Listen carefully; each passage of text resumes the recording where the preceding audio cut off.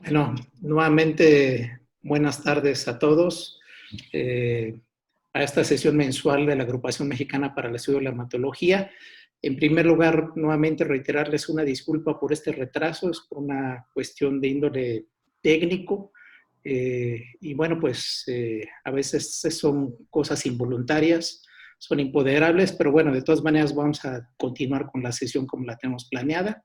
Y bueno, nuevamente, para aquellos que no alcanzaron a ver por completo toda la sesión y las palabras, nuevamente nuestro presidente de la Agrupación Mexicana para el Estudio de la Hematología, el doctor Óscar Hernández Zamudio, nos dará las palabras de bienvenida.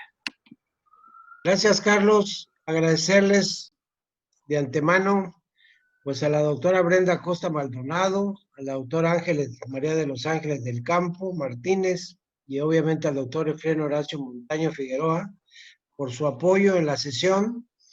Esperemos que sea muy rica y que favorezca las dudas que todos tenemos. Gracias, doctores, y pues adelante en la sesión ordinaria de la Agrupación Mexicana para el Estudio de la Hematología.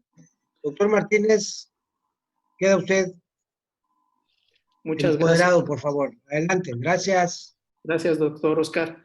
Bueno, ya habíamos comentado para los que nos escucharon inicialmente, esta es una sesión mensual ordinaria, ustedes saben, corresponde a la primer miércoles de cada mes. Hoy, miércoles 3 de junio del 2020, llevamos a cabo la sesión mensual ordinaria correspondiente al tema de anemia plásica. Al final, bueno, vamos a reiterar los agradecimientos y simplemente nuevamente comentar el programa de la sesión. Es una sesión de anemia plástica, va a empezar el doctor Efrén con una introducción a la anemia plástica, después la doctora Ángeles del Campo va a hablar igual anemia plástica en niños, pero particularmente va a hablar del tema de trasplante de células progenitoras hematopoyéticas en niños y terminamos con el tema de anemia plástica, relevancia del trasplante de células progenitoras, obviamente el tema de adulto, a cargo de la doctora Brenda del Instituto Nacional de Cancerología. Y bueno, déjenme nuevamente presentarles a nuestro primer conferencista, el doctor Efrén Horacio Montaño Figueroa. Él es médico hematólogo por la UNAM, egresado del Hospital General de México, concluyó una estancia doctoral en el Hospital Carl Gustav Karus en la Universidad Tecnológica de Dresden, en Alemania. Es un centro de referencia de trasplante, leucemia aguda mieloide y síndromes poliodisplásicos. Él actualmente funge como responsable de la clínica de leucemias agudas mieloides y mielodisplásicos del Departamento de Hematología del Hospital General de México. Él lleva actualmente un protocolo de anemia plástica, por lo cual lo quisimos invitar. Fue en el área de células troncales hematopoyéticas de sangre placentaria del Centro Nacional de la Transfusión Sanguínea y bueno, pues él ha sido autor y colaborador de múltiples publicaciones. Así que adelante, doctor Efrén, con su presentación. Muchas gracias. Pues buenas tardes y muchas gracias por la presentación, doctor Carlos Martínez Murillo. Y ahora sí, ya sin pausas en la tecnología, empezamos. Yo iniciaré con una introducción sobre la anemia plástica y, como decía el doctor Martínez Murillo, sobre todo ahora que hemos iniciado en el Hospital General de México un protocolo de estudio sobre pacientes que les estamos dando inmunosupresores y estimulantes de la trombopoiesis. A ver, algunos vamos iniciando, pero sobre todo un panorama básico de lo que es la anemia plástica. Descrita desde 1888 por Paul Ehrlich y en 1904 Anatole Schoffert es quien denotó o quien dijo una médula ósea sorprendentemente hipocelular. Y desde ahí nace el término de anemia plástica. Lo sabemos ya, es básico, se presenta como pancitopenia y predispone al paciente a hemorragia, infección y un síndrome anémico, que es con la sintomatología o el cuadro clínico con el que siempre lo vemos en nuestros hospitales o en hematología.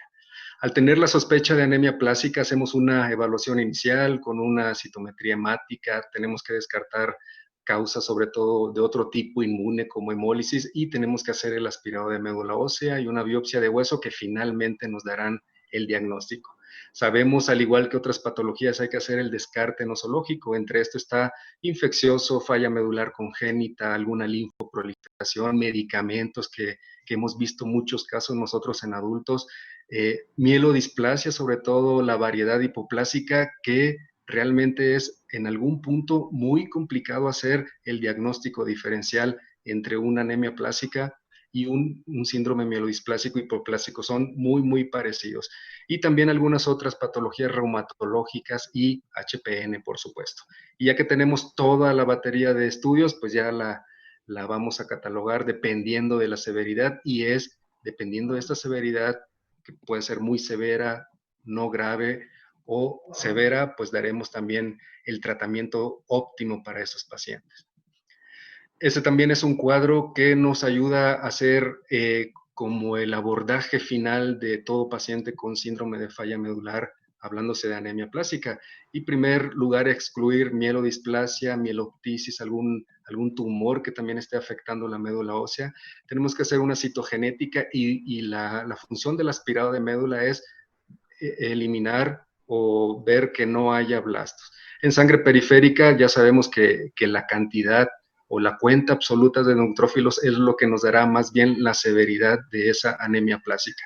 Buscar clona de HPN, como decíamos, citopenias autoinmunes, y como el tema principal de esta sesión, el trasplante de médula ósea, pues desde un inicio tenemos que tipificar HLA al paciente para encaminarlo a un trasplante de médula ósea, que como veremos es la opción terapéutica curativa que puede existir para estos pacientes. Dentro de la fisiopatología, pues mucho se ha descrito y mucho también tiene que ver con los tratamientos que elegimos. Está desde la desregulación del sistema inmune, como autoinmunidad, incremento de linfocitos citotóxicos, citocinas mielosupresivas, HLA, también algunos subtipos, alteración de las células progenitoras hematopoyéticas como tal, y también afección de los telómeros. También se ha descrito hematopoiesis clonal como mutaciones somáticas y heterocigosidad, y alteraciones del medio ambiente medular que van desde el nicho medular y todo eso que está relacionado con la mayoría de las hemopatías primarias. Este cuadro también resume la fisiopatología. Si vemos aquí arriba hay una expansión oligoclonal de CD8, que podría ser una infección viral que podría hacer el inicio, pero pues en la mayoría de los casos, como son idiopáticos, no sabemos la causa. Esto directamente puede alterar la célula progenitora hematopoyética. Y también existe alguna alteración de base, como alteraciones en los telómeros, en los puntos de chequeo celular, o mutaciones de línea germinal que finalmente dan a una apoptosis incrementada de esa célula progenitora hematopoyética. Y es cuando el paciente se presenta con el cuadro clínico típico de pancitopenia. Y como sabemos que el fondo tiene esa expansión oligoclonal de linfocitos y tiene una alteración inmunológica, pues uno de los tratamientos que damos, al menos inicialmente o cuando no está a la mano el trasplante de médula ósea, pues es la terapia inmunosupresora. Lo que hacemos con la terapia inmunosupresora, pues vamos a disminuir la actividad de esos linfocitos reactivos, por así decirlo. El principal peligro, el principal problema que tenemos en los pacientes con anemia plástica y que reciben un tratamiento de inmunosupresión es una hematopoiesis clonal que se puede presentar hasta en un cuarto de los pacientes que reciben el tratamiento de inmunosupresión. Y esto se puede dar por un escape, ya sea por vía PIGA, y puede el paciente progresar a una HPN, o por expansión de clonas dominantes con alteraciones mutacionales desfavorables, que tienen que ver mucho con cambios epigenéticos como el dimetiltransferasa 3, y el paciente progresar o tener una evolución clonal hacia un síndrome mielodisplásico o incluso una leucemia aguda mieloide. Y bueno, igual vemos cómo la anemia plástica también está interrelacionada con varias enfermedades más que también tienen cierta evolución clonal, y que cualquiera de esas que vemos aquí en el cuadro puede progresar el paciente durante la evolución y sobre todo después del tratamiento con inmunosupresión. Los principales factores de riesgos asociados a la progresión libre, a la supervivencia libre de recaídas o la supervivencia general, tienen que ver o son los leucocitos bajos o en los pacientes mayores de 60 años. Pero si ven también el tipo de mutaciones con el que escapa el paciente después de la inmunosupresión también es lo que le dará el pronóstico para ese paciente. Si tiene mutaciones que están relacionadas con mielodisplasia o leucemia aguda mieloide, el pronóstico después de la inmunosupresión pues es muy, muy adverso para esos pacientes. Dentro de toda la rama de enfermedades inmunes que también tiene que ver el fondo inmunológico de la anemia plásica, pues tenemos que descartar anemias hemolíticas inmunes u otras citopenias hematológicas también de origen inmune, la aplasia pura de serie roja y todas las que estamos viendo aquí. Pero la interrelación con síndrome mielodisplásico y con HPN es muy unida, pues, entre anemia plástica y esas dos patologías. Por eso siempre la progresión del paciente va hacia alguna de esas patologías y son las que realmente estamos vigilando durante toda la evolución o el seguimiento del paciente. Y este cuadro resume pues todos los tipos de falla medular que tenemos y muchos, sobre todo la que estamos hablando aquí, la idiopática, que los tratamientos de elección pues son el trasplante de médula ósea, la inmunosupresión o actualmente la combinación de inmunosupresión con estimulantes de la trombopoiesis, que diremos solo tendremos recuperación plaquetaria, pero hemos visto que estos estimulantes de la megacariopoiesis o trombopoiesis también estimulan las otras líneas celulares. El paciente recupera eritrocitos y el paciente recupera leucocitos también. Este cuadro también resume cómo un paciente progresa en la evolución del tratamiento después de una inmunosupresión, cómo el tratamiento inmunosupresivo solo va a eliminar una cantidad de esos linfocitos reactivos que vimos al inicio, pero finalmente queda unos linfocitos oligoclonales que van a escapar al sistema inmune que queda después, vaya la repetición de esta inmunosupresión, darán una recaída, la refractariedad o también la progresión a otra de las patologías que hemos estado repitiendo. Algo importante también que se ve en los pacientes con anemia plástica es que entre más corto tengan, por eso hay algunas pruebas que miden los telómeros afectados y entre más corto vemos, más se relaciona con una supervivencia más corta en esos pacientes. Por eso en muchos centros donde se tratan anemias aplásicas también va dentro de los estudios la medición de telómeros. Y si vemos la frecuencia de alteraciones cromosómicas, realmente en el paciente con anemia plástica comparado con otros, pues son la menor proporción de ellos los que presentan alguna alteración cromosómica. Si ven aquí todos los estudios y representan o son muy pocos los pacientes que realmente tienen alguna alteración cariotípica. Este es el algoritmo más reciente que se propone para el tratamiento de anemia plástica y lo dividieron en niños y adultos, que realmente es semejante. La única diferencia es que en adultos podemos dar, o como lo recomiendan aquí, podemos dar hasta dos terapias inmunosupresoras, a diferencia del niño que siempre irá primero el trasplante, que también en adultos, pero en adultos podemos iniciar con una terapia inmunosupresiva más estimulantes de la trombopoiesis y después el trasplante de médula ósea. Esta terapia inmunosupresiva tenemos hasta un semestre, 6 meses para ver si va a tener alguna respuesta el paciente, que comúnmente se ha visto hasta un 40 o 50% de los casos, y podemos llevarlo a observación y siempre viendo la posibilidad de que pueda tener una evolución, alguna mielodisplasia, HPN o mielodisplasia. Si el paciente tiene una recaída antes de los 2 años, podemos dar algún otro ciclo de inmunosupresión o lo que es ideal después de una falla a inmunosupresión, pues llevarlo al trasplante alogénico de médula ósea si no tuvo la oportunidad de llevarse a cabo como primera elección de tratamiento. Y el niño es bueno, yo no veo tantos niños, ya la doctora Ángeles nos hablará más acerca del tratamiento y el algoritmo de tratamiento de los niños. Es bien importante que desde el inicio, cuando ya tengamos el diagnóstico definitivo de anemia plástica, tipificar a todos los pacientes con HLA. Sabemos que los debemos encaminar para el trasplante de médula ósea. Y encaminarlos al trasplante significa llevar todo el control, tanto del soporte transfusional como debe de ser, para evitar las posibles causas de fallo al injerto. Identificar al donante, tenerlo desde el inicio también, principalmente un hermano, y como sabemos, pues el trasplante será de primera línea. El donante ideal sería un hermano HLA idéntico o uno no relacionado también HLA idéntico, y el niño es pues un trasplante haploidéntico, o puede ser incluso, ya hablaremos más tarde, de un cordón umbilical. Pero la realidad en México es que solo el 7 hasta el 10%, aunque aquí dice el 20%, acceden a un trasplante de médula ósea. Por eso la necesidad de tener otras líneas de tratamiento. Aquí también vean, después del trasplante o después del uso de inmunosupresión, como les decía, hasta el 26% de los pacientes pueden tener algunas progresión a leucemia o síndrome mielodisplásica.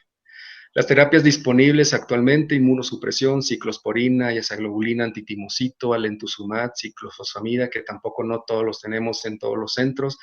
Algunos, pues ya más bien como de histórico, el uso de andrógenos, que en algunos pacientes, incluso en el Hospital General de México, tenemos pacientes de hace 10, 15 años que estuvieron en tratamiento con andrógenos y ahí están, que quizá haya sido una anemia plástica leve y algún otro trastorno que revertió, pero están muy bien. Y actualmente los estimulantes de la hematopoiesis. Uno de los inmunosupresores más usados, y sobre todo acá en México, pues es la globulina antitimocito. Y el efecto inmunosupresor comparado con otros inmunosupresores es porque tiene, como lo vemos en este diagrama, varios puntos de efecto, desde inicialmente dentro del centro germinal e incluso en los tejidos ya fuera de ellos, y tiene un amplio espectro inmunosupresión. Por eso es el medicamento que más se utiliza en anemia plástica y el que más se relaciona con éxito en el tratamiento. Ahí comparando también el efecto intenso, ya sea de conejo, ya sea de caballo, y que ya sabemos que de caballo pues tiene mayor efecto inmunosupresor. Tanto si usamos ATG de caballo o de conejo, ambos tienen un inicio, una remisión muy buena, pero si ya comparamos la supervivencia a los años, los pacientes que reciben ATG de caballo son los que tienen mayor supervivencia y menos posibilidad de recaída. El combinarlo con otros inmunosupresores, pues también tiene de inicio una remisión más pronta o un éxito más pronto, pero realmente la supervivencia libre de progresión o de otras complicaciones se asemeja con el paso de los años. Otro también que usamos es la ciclosporina, combinado ya sea con ATG o como lo estamos combinando actualmente con el Trombopac. Ahí están las dosis recomendadas o que estamos usando, aunque en el protocolo que usamos actualmente estamos llevando a 10 miligramos por kilo por día y a unos niveles séricos hasta 400. Duración de 6 a 12 meses, el tratamiento es durante 2 meses y sobre todo los damos en pacientes que no son candidatos a una monoterapia con GAT, ya sea que tengan morbilidades con alto riesgo de complicación hemorrágica o infecciosa, o que sea una anemia aplásica. Sobre todo la ciclosporina está indicada en anemia aplásica moderada, no severa. Y actualmente tenemos los estimulantes de la trombopoiesis, inicialmente el romiplostin, pero ahora en anemia plástica el Trombopac. Y la diferencia en ellos pues es que el Trombopac es una molécula más pequeña y que tiene mayor afinidad por ese receptor, y por eso se ha visto mejores respuestas con esa molécula. Y como decía al inicio, no solamente hay estímulo de la trombopoiesis, sino también hemos visto aumento de la eritropoiesis en los biopsias de hueso que estamos haciendo seriados o cada cierto tiempo a estos pacientes, y en recuperación también de la cuenta de leucocitos. Este es el primer artículo que se publicó donde usaban el Trombopac con ciclosporina A ya hace 1 año y medio, y a todos los pacientes aquí hubo 3 grupos, a uno se los dio durante 6 meses, a otro 3 meses y otros 3 meses, pero iniciaban 2 semanas después de la ciclosporina. Se vio que el grupo que recibían ciclosporina a la par con el Trombopac desde el día 1 hasta el día hasta el término del mes número 6 son los que tenían la mejor respuesta que aquellos que solo duraba 3 meses el tratamiento. Y por eso actualmente pues el ciclo o el esquema de tratamiento con ciclosporina más el Trombopac es durante 6 meses el Trombopac y ciclosporina y 2 años con ciclosporina. Esos son también los reportes que vieron que también había estímulo de las otras líneas celulares dentro de la médula ósea con este tratamiento. Y actualmente, pues el Trombopac también se está usando mucho en Europa, incluso ya está en algunas guías europeas como recomendación en aquellos pacientes no candidatos a trasplante de médula ósea o que no tengan algún donante en ese momento, pues, o para realizar el trasplante. Decíamos, sobre todo esta diapo, lo que nos da la mortalidad, ya sea con el trasplante, un 17% relacionado al procedimiento, y con GAT más ciclosporina hasta un 23%. Aunque sea un tratamiento no tan agresivo como un trasplante, también tiene una alta posibilidad de falla y sobre todo de mortalidad. En esta diapo también lo que nos muestra es que el 45% de los pacientes que reciben una terapia de inmunosupresión con el Trombopac pueden desarrollar o pueden llegar a una respuesta ya sea completa o ya sea parcial. Hay un grupo también que estamos, el doctor Carlos Hernández, la doctora Roberta de Nutrición, también de Puebla, también están de Monterrey, que desde el 2018 estamos recolectando información de pacientes con anemia plástica porque hemos buscado pues artículos, información, epidemiología de cómo están los pacientes en México y realmente hay muy poco. Entonces, desde el 2013 al 2018 hemos recolectado información de los pacientes en México. Entre todos nosotros, las personas que les mencioné, hasta finales del año pasado incluimos 82 pacientes, que todavía hay más, pero no se han incluido en estas diapositivas que les voy a mostrar. Y estos son de pacientes mexicanos, 82, donde la edad media es 34 años, pero van desde 14 hasta los 18, hasta los 88 años de edad. Predomina un poquito más en hombres, 57% comparado con femeninos, 43%, y en el 85% de los casos no hubo algún factor de riesgo reconocido asociado. Solamente el 10% ya sea estuvieron en contacto con pesticidas y eso muy dudoso. Las variantes clínicas en nuestros pacientes en un 21% son muy graves, graves el 40% y moderadas o leves son el 15%, es decir, la mayoría de los pacientes son pacientes graves o muy graves. La citogenética, vean, en el 91% de los casos fue normal y se reportó un 9% anormal, que la mayoría de las alteraciones fue una tetraploidía. De estos 80 pacientes, 82, 81, pero uno falleció 2 semanas después del diagnóstico, 34% recibieron ciclosporina, 37% GAT más ciclosporina, 15% ciclosporina más danazol y un 14% otros que ya sea andrógenos, micofenolato o lo que tenían disponible en esos centros hospitalarios. Estas son las dosis que usaban, incluso aquí en México, si ven, tanto en el centro, en el norte, en el sur, las dosis de GAT o lo usan a diferentes proporciones en ese centro y dependieron. Lo que concluimos es que dependía mucho ya de la experiencia que tenía cada centro para el uso de ese GAT. En el 30% de los pacientes se vieron toxicidad, principalmente fiebre, infecciones y toxicidad relacionada a la perfusión del medicamento. Y nos muestra las respuestas que tuvieron estos pacientes aquí en México, ya sea a ciclosporina tuvieron falla el 70% y solo un 8% una respuesta completa. La combinación de GAT más ciclosporina tuvieron falla el 20%, una respuesta parcial casi en el 60% y una completa en el 23%, que es la inmunosupresión más recomendada ahora. Y ciclosporina con danazol, una respuesta parcial en un 50%. Y vean, en otros que ya decíamos, ya sea andrógenos o ya sea incluso filgrastim, hubo 0% de respuestas completas, solo respuestas parciales en un 30% y que fueron de muy corta duración. La recaída en estos 81 pacientes de México fue a los 7 meses se presentaba la recaída. En ciclosporina fue del 11%, GAT más ciclosporina hubo mayor cantidad de recaídas, hasta un 21%.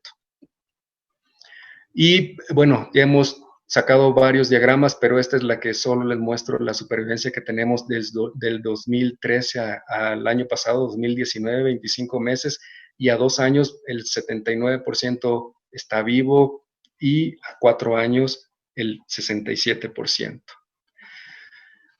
El mes pasado, en marzo más bien, iniciamos en el Hospital General de México, al igual que en Puebla y en Monterrey, también el estudio SOAR, que es patrocinado por Novartis y que incluye pacientes con anemia plástica muy severa para ser tratados con el Trombopac más ciclosporina. Los objetivos que tenemos de este estudio es medir si hay alguna respuesta completa o si hay alguna respuesta parcial, que son los mismos criterios que ya los dijo Camita hace muchos años y que son en los que nos estamos basando. Y los objetivos secundarios son duración de la respuesta, el que hay o no evolución clonal, independencia transfusional, sobre todo esa, la supervivencia global y la farmacocinética, cómo se comportan estos medicamentos en los pacientes mexicanos. Les decía, hay 3 centros reclutando, bueno, ya se cerró el reclutamiento este mes. Nosotros en el Hospital General de México iniciamos en marzo con 9 pacientes consentidos, pero 3 de ellos salieron con cariotipo anormal de mielodisplasia y solo 6 están ahora en tratamiento. Apenas llevan 2 meses y medio los pacientes más adelantados y bueno, estamos en ver respuestas de lo que ocurrirá con esta nueva modalidad. Y también ya como final de esta presentación, existe la Asociación Mexicana de Anemia Plástica, donde la doctora Magdalena Ortiz de Guadalajara, ella es hematóloga pediatra, oncóloga pediatra hematóloga del Hospital Civil de Guadalajara, ella es la presidente y yo con mucho honor también soy el vicepresidente de esa asociación. También en esa asociación, en la AMA, tenemos sesiones mensuales, comúnmente el último mes de cada mes. La próxima será el 23 de junio y hablaremos sobre anemia, sobre el registro de anemia plástica en niños. Y todos, pues les hago la invitación, también son por Zoom y para que se puedan conectar. También tenemos o teníamos por hacer un congreso anual este año, pero con toda la contingencia sanitaria pues se ha pospuesto para el siguiente. Y también hemos participado en foros, sobre todo de síndromes de falla medular, ya sean nacionales, internacionales, sobre todo este fondo de anemia de Fanconi que nos apoyará quizá el próximo año con nuestro congreso y traeremos también algunos invitados de allá para que nos den su experiencia en el tratamiento de anemia de Fanconi. 2 de los proyectos que tenemos en esta asociación es el Registro Nacional de Anemia Plástica, tanto en niños y adultos, y que también todos están invitados para quienes tengan casos de anemia plástica, registrarlos y tener un acercamiento más, pues más hacia qué ocurre con nuestros pacientes.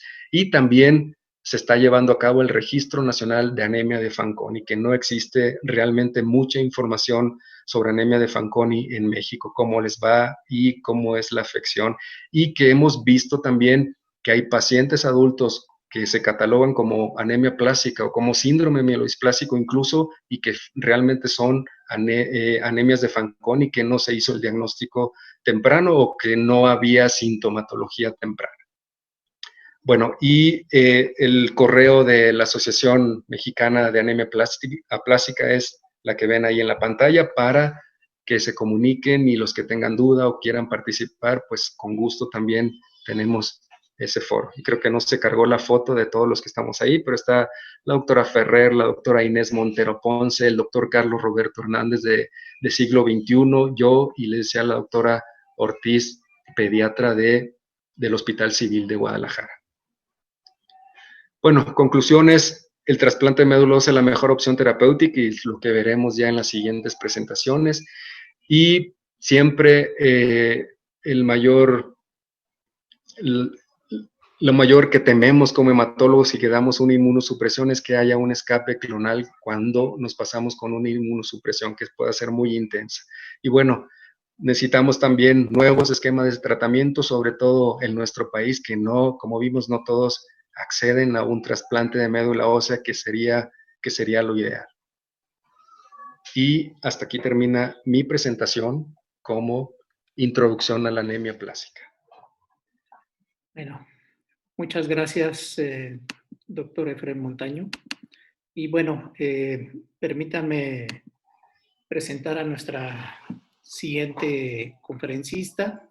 Y antes de presentarla, quiero irles adelantando que bueno, para los que se enlazaron tarde, bueno, tuvimos algunos problemas técnicos, pero bueno, aún así quiero informarles que tenemos ya 820 asistentes en línea, lo que nos da pues mucho gusto porque quiere decir que el tema y los ponentes han atraído tal cantidad, y agradecer, por supuesto, pues no solamente a la gente de México, tenemos de Perú, Bolivia, Ecuador, Nicaragua, Venezuela, Salvador, y bueno, se están sumando, así que muchas gracias. Entonces, si quieren ir haciendo sus preguntas, para al final, en el Inter, irlas procesando y al final hacérselas llegar a los ponentes. Bueno, la doctora María de los Ángeles del Campo, ella es médico hematólogo pediatra.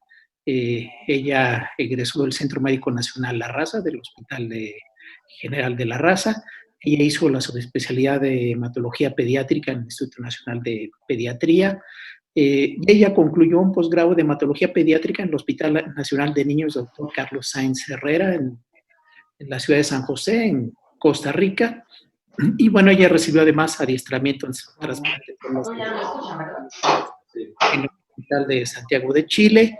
Y bueno, ella ha participado igualmente en publicaciones, en guías de práctica clínica, y ella funge actualmente como jefe del Servicio de Hematología Pediátrica del Hospital General de Centro Médico La Raza. Muchas gracias, Ángeles, y adelante cuando gustes, por favor. Bueno, pues buenas tardes. Antes que nada, pues para mí siempre ha sido un honor participar en las sesiones de nuestra agrupación, y hoy lo es doble vez por la situación que pasé de salud. Entonces hoy me siento muy contenta de participar. Y bueno, pues a mí me tocó el tema de trasplante de células troncales hematopoyéticas en pediatría.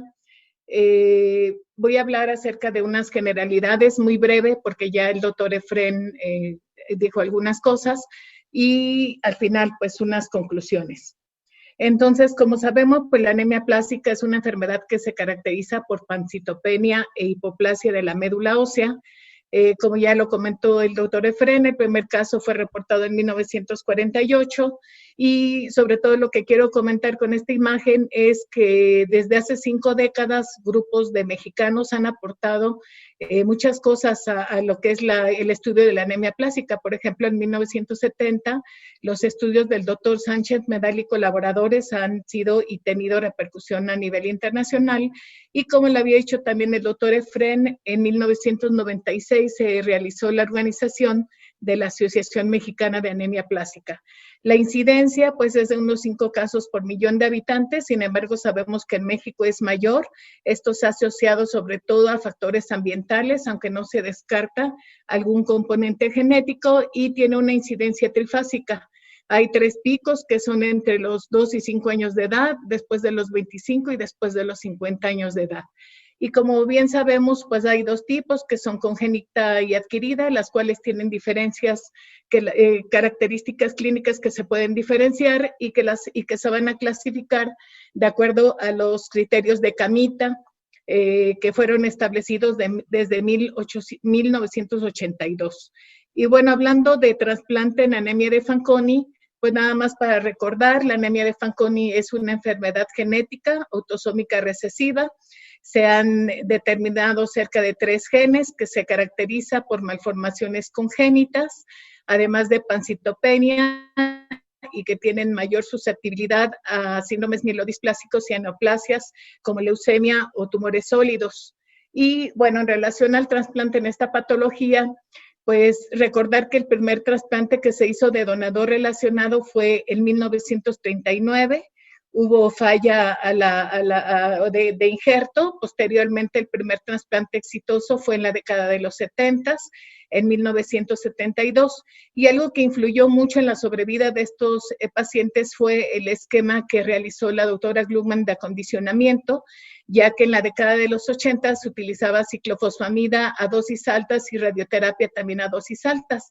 y esto resultaba con toxicidad orgánica excesiva y muerte, de tal manera que se modificó la dosis de ciclofosfamida de 20 a 40 miligramos por kilo, además de radioterapia también a dosis más bajas, con lo que en la actualidad la sobrevida de los pacientes de un trasplante de donador relacionado es de 85 a 90%.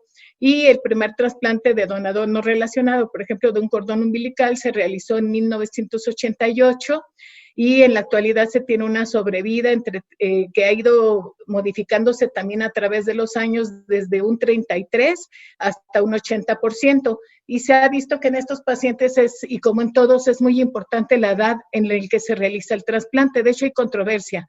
¿En qué momento hay que hacer un trasplante en la anemia de Fanconi?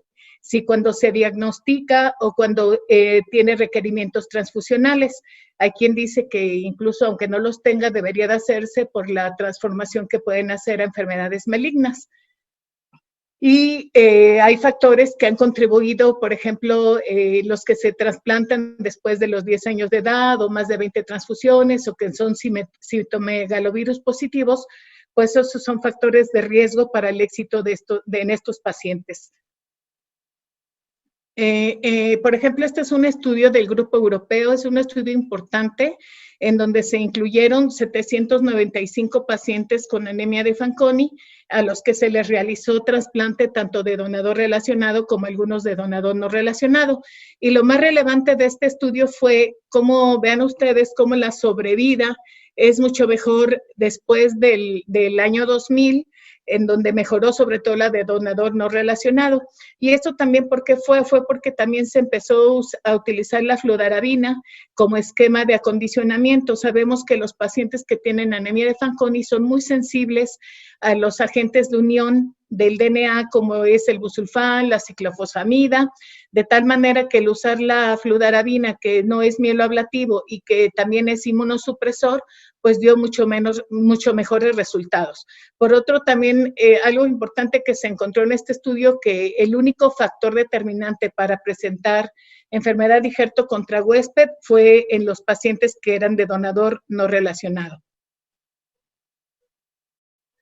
Y sobre todo, bueno, me voy a enfocar en lo que es lo de anemia plástica adquirida, y ya lo había comentado el doctor Efrén. En cuanto a la fisiopatología, pues hay un mecanismo de respuesta inmunológica que es desordenada, en donde hay activación de los linfocitos T, que son los que condicionan la apoptosis, y en relación a la terapia, pues va a depender de la edad, de si se cuenta con un donador familiar compatible o no, y de las comorbilidades que tenga el receptor. Y aquí lo vemos, por ejemplo, en esta imagen. Yo puse prácticamente lo que es en niños, en menores de 18 años de edad, en donde si se tiene un donador familiar HLA compatible, ese es el esquema ese es el tratamiento ideal. Sin embargo, también en los últimos años, con los avances que ha habido en los trasplantes de donador no relacionado, también se ha visto que se debe de buscar un donador, como lo había dicho el doctor Efrén, desde el momento del diagnóstico. Y otra opción de tratamiento es el tratamiento inmunosupresor. No podemos olvidar que todos estos pacientes necesitan cualquiera de los tratamientos que nosotros decidamos, ameritan un tratamiento de soporte, como son las transfusiones, el manejo de infecciones, andrógenos, los pacientes que presentan sobrecarga de hierro.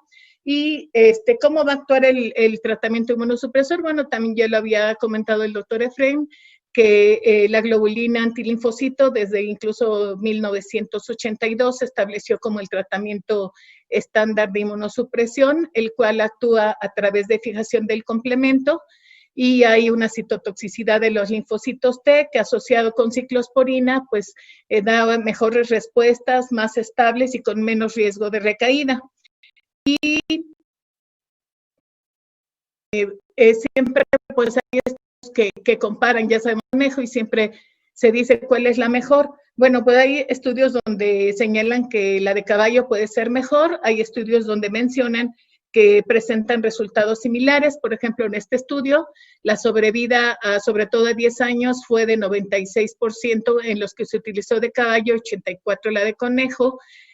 Y, por ejemplo, pero sin embargo, también la de caballo presentó más riesgo de segundas de neoplasias, por ejemplo, de tumores sólidos o de leucemia. Y la recaída aquí fue también mayor para la de conejo que para la de caballo. En relación también, este es un estudio muy importante y es de los más recientes, y ven la bibliografía, es del 2020, en donde también el grupo europeo trató de establecer a largo plazo cuál era el efecto del filgastrin en los pacientes con anemia plástica que recibían un tratamiento inmunosupresor. Y como vemos en estas dos curvas, tanto la sobrevida global como la sobrevida libre de enfermedad, vemos que no tuvo ningún efecto el uso o no del filgastrin. Aquí vemos que la sobrevida fue de 63% en los que no se utilizó y de 57% en los que sí se utilizó, y la sobrevida libre de enfermedad fue prácticamente similar en los que se usó y en los que no se utilizó.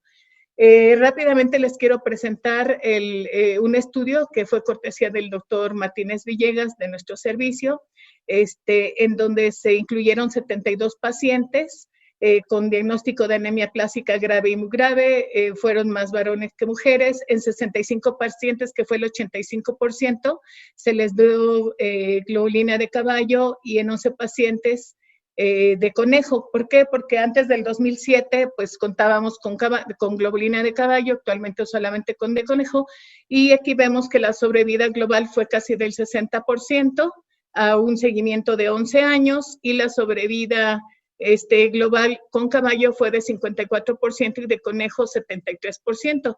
También esta sobrevida mayor de conejo puede ser también influida por el número de pacientes, que fue menor los que se incluyeron a la globulina de conejo. Y bueno, también ya lo había comentado el doctor Efren, hay nuevas terapias, incluyendo, por ejemplo, muy de moda ahora el trombopag. Y algo del tema más importante que a mí me toca abordar es cuál es el rol del trasplante en los pacientes de anemia plástica adquirida que sean graves o muy graves. Como había mencionado, pues el primer trasplante que se realizó fue en 1972, con éxito. Tanto las recomendaciones europeas como americanas, el trasplante es el tratamiento de elección, tanto de donador relacionado, y en los niños también no relacionado. En los adultos también se ofrece como una segunda opción. Y vemos aquí en esta gráfica cómo hay múltiples estudios donde se reportan diferentes series resultados, y vemos aquí, no sé si alcancen a ver, que bueno, a través de los años mejoró mucho la sobrevida. Por ejemplo, en los primeros años antes del 2010, la sobrevida del 42%, sin embargo, en la actualidad se reporta hasta más del 90%. Y aquí lo podemos ver más, sobre todo, por ejemplo, en los trasplantes de donador no relacionado. Aquí podemos ver, por ejemplo, cómo en la década de los 80 la sobrevida era de 50%, y vemos aquí cómo llega a ser ya en los últimos años cerca del 90%. Y aquí lo vemos más claro, aquí vemos cómo el trasplante de donador relacionado, bueno, siempre le va a ir mejor, hay menos riesgo de falla en injerto, de enfermedad de injerto contra huésped, la sobrevida es del 90%, y de donador no relacionado de un 80%, pero ya es algo muy similar. Y en este estudio, por ejemplo, es muy importante. ¿Por qué es importante? Y se los quise presentar. Porque este artículo estableció las bases para el algoritmo terapéutico de la anemia plástica en los pacientes pediátricos. Es un estudio que fue realizado por este grupo japonés, dos hospitales en donde se incluyeron 100 pacientes, donde eran pediátricos con diagnóstico de anemia plástica, 63 pacientes recibieron inmunosupresión y 37 pacientes recibieron un trasplante de donador relacionado, y aquí vemos cómo la sobrevida fue de 97% para los pacientes que se realizó trasplante, contra 55% para los pacientes que recibieron tratamiento inmunosupresor. Y en este estudio también, por ejemplo, podemos ver la comparación, también fue hecho por un grupo japonés, en donde vemos la comparación de, por ejemplo, eran 201 pacientes que no tenían un donador familiar y recibieron tratamiento de inmunosupresión, fallaron al primer ciclo, y esos 60 pacientes que fallaron, 31 se les realizó trasplante y el resto se les realizó un segundo ciclo de inmunosupresión, y vemos cómo se compara que el resultado puede ser similar entre la inmunosupresión, un segundo ciclo y el trasplante. Sin embargo, la edad fue un factor determinante. En los niños menores de 16 años de edad, sí fue superior realizar un trasplante de donador no relacionado, a diferencia de dar un segundo ciclo de inmunosupresión. Y, por ejemplo, ya también algo había comentado el doctor Efraín, que los adultos jóvenes, por ejemplo, de 20 a 50 años, si no tienen un donador familiar compatible, lo mejor es dar una terapia inmunosupresora.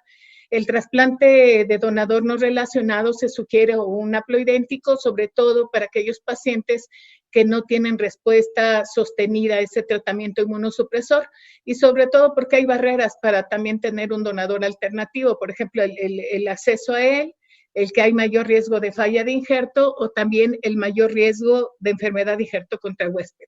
Sin embargo, en los niños, pues hemos visto que da muy buenos resultados el de donador no relacionado. Y, por ejemplo, en el caso de los haploidénticos, también vemos que el conocimiento del sistema de HLA ha permitido conocer cuáles incompatibilidades son permisibles y cuáles no. Por ejemplo, en los alelos A, B y C y el DR1, pues no podemos tener incompatibilidades, a diferencias que en el DQ y en el DP. Y, por ejemplo, este estudio compara lo que les decía yo.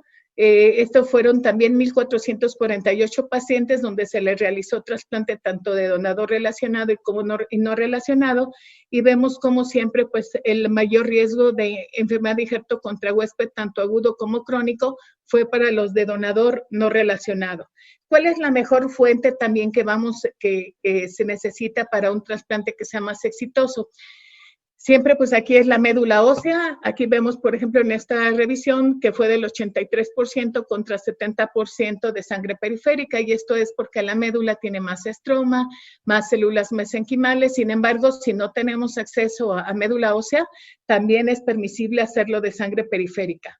En relación a cuando se utiliza la sangre de cordón umbilical, pues en nuestro medio no ha habido buenos resultados. Sin embargo, hay otros medios en donde, sobre todo por el efecto centro, todavía hay buenos resultados. Y las recomendaciones cuando se decide hacer en los pacientes con anemia plástica un trasplante de cordón es la compatibilidad. Entre mayor sea, pues es mejor, mínimo 4 de 6, pero si es de 6, pues es mucho mejor. Como lo vamos a ver en un artículo posterior, también las células mononucleares juegan un papel importantísimo. En los adultos ha sugerido que debe ser de 2 por 10 a la 7 cuando menos, y en los niños de 3.7 por 10 a la 7. En ocasiones, pues también dependiendo del peso del receptor, se tendría que usar doble cordón. Se ha sugerido que no sea un acondicionamiento mieloablativo, de hecho debe de ser en anemia plástica más que mieloablativo, debe de ser inmunosupresor. Y también tenemos que hacer siempre la determinación del PRA, la búsqueda de anticuerpos del receptor hacia las unidades de cordón, porque tenemos que asegurar que el injerto sea positivo. Y vemos aquí como la sobrevida se menciona que en general es del 38%. Sin embargo, en nuestro medio, como les decía, han sido malos los resultados.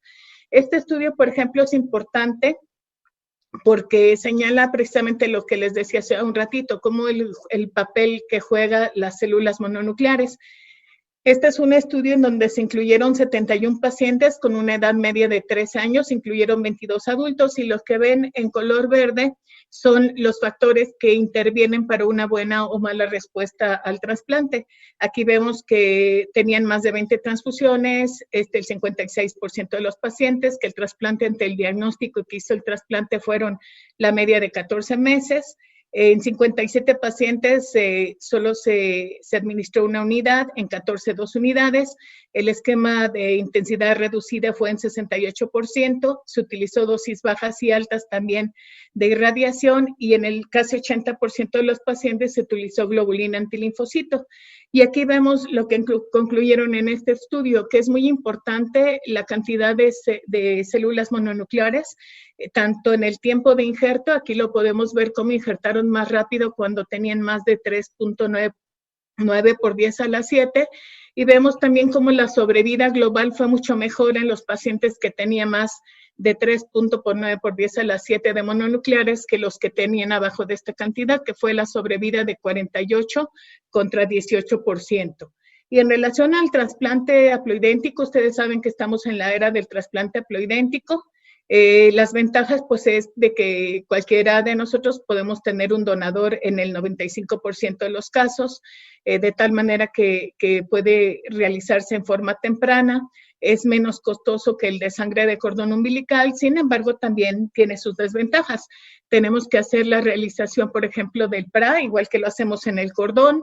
También hay poca experiencia, debe de considerarse experimental, aunque desde el 2016 es el de los más trasplantes que más se realizan, sobre todo con la ciclofosfamida posinfusión, y ya sabemos pues que hay mayor riesgo de falla en injerto, de enfermedad de injerto contra huésped, y la reconstitución inmune pues es más tardía.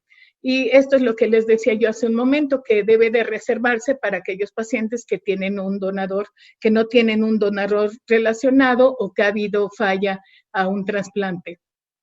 Y por ejemplo, también se ha hecho trasplantes de haplo y de cordón. Por ejemplo, este es un estudio en donde se incluyeron pacientes desde 4 hasta 55 años.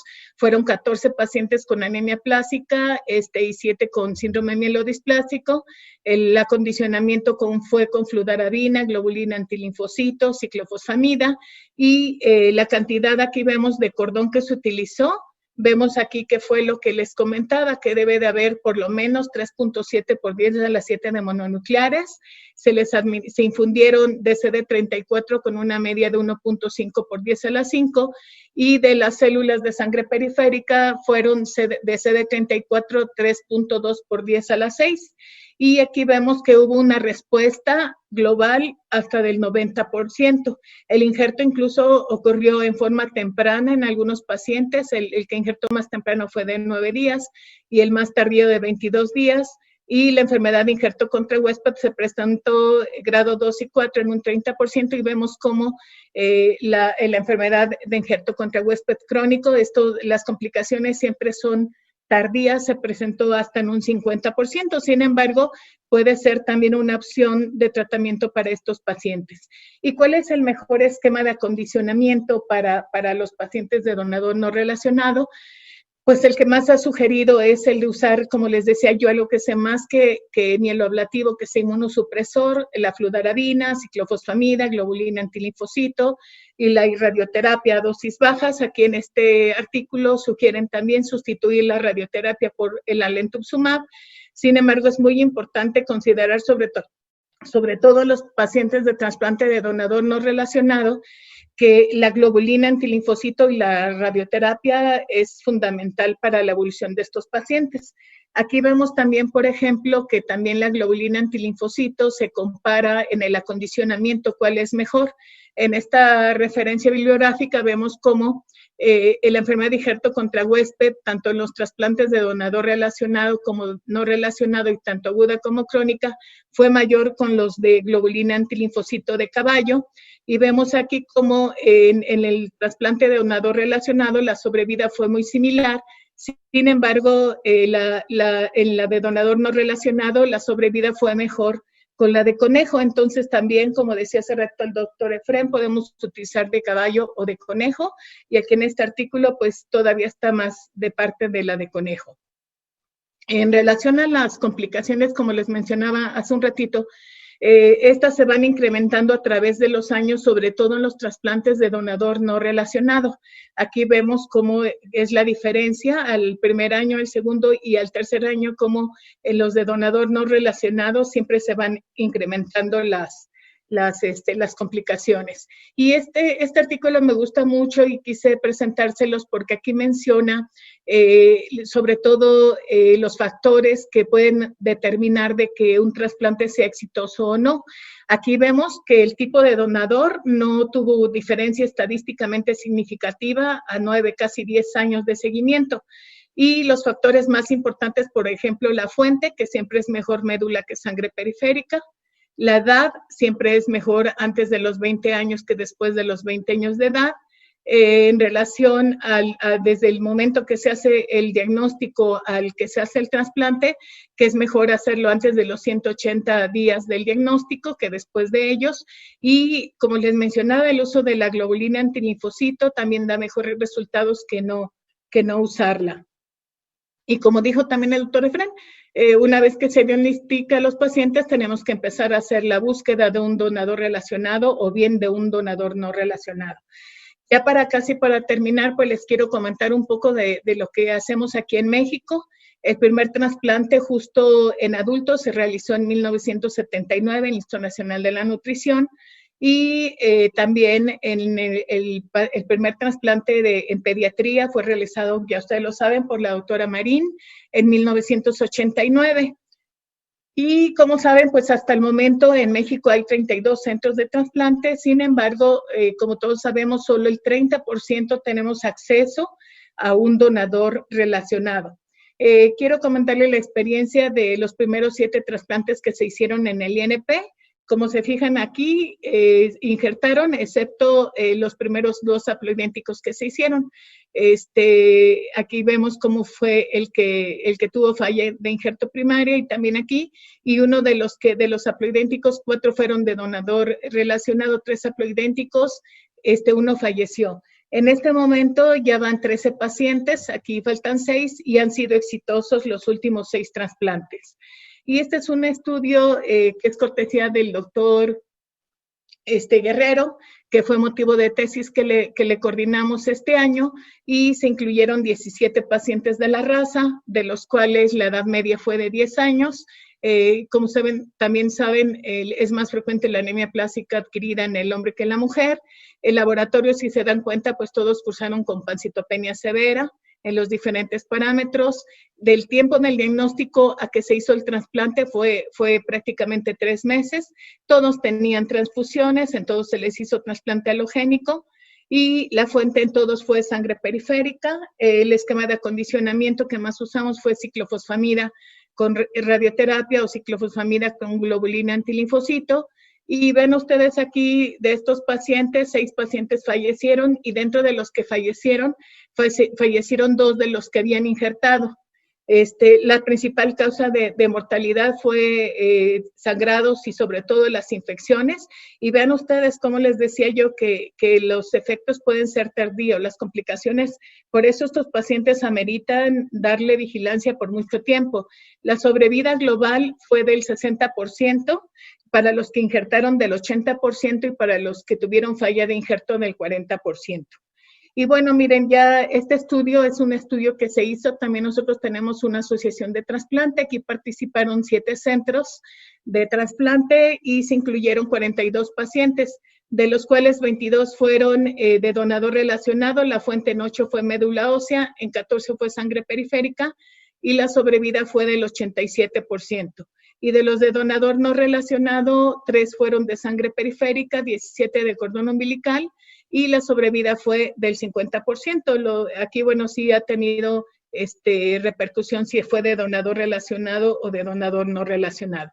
Y nosotros, pues, podemos concluir que en México, ya saben ustedes, tenemos una alta incidencia, sobre todo en la población pediátrica. Nosotros tenemos que hacer estudios epidemiológicos regionales para tratar de identificar cuáles son esos factores de riesgo. También es muy importante que, si bien no es tan frecuente, debemos de hacer un diagnóstico oportuno para dar un tratamiento adecuado. Ya vimos que la única opción de tratamiento curativo para anemia de Fanconi es el trasplante. Para la anemia plástica adquirida, pues es la inmunosupresión y el trasplante. No puedo dejar de mencionar ahorita que estamos también en la crisis de COVID, que por ejemplo ahorita los centros de trasplante están cerrados. por lo menos por el momento, de tal manera que, bueno, si nosotros vamos a aplicar la globulina antilinfocito o vamos a hacer un trasplante, ahora dentro del protocolo de estudio se debe de incluir la determinación de COVID, por lo menos en dos determinaciones. Hay quien ha dicho que de 24 horas, hay quien ha dicho que de 48 horas, pero se tiene que hacer la prueba.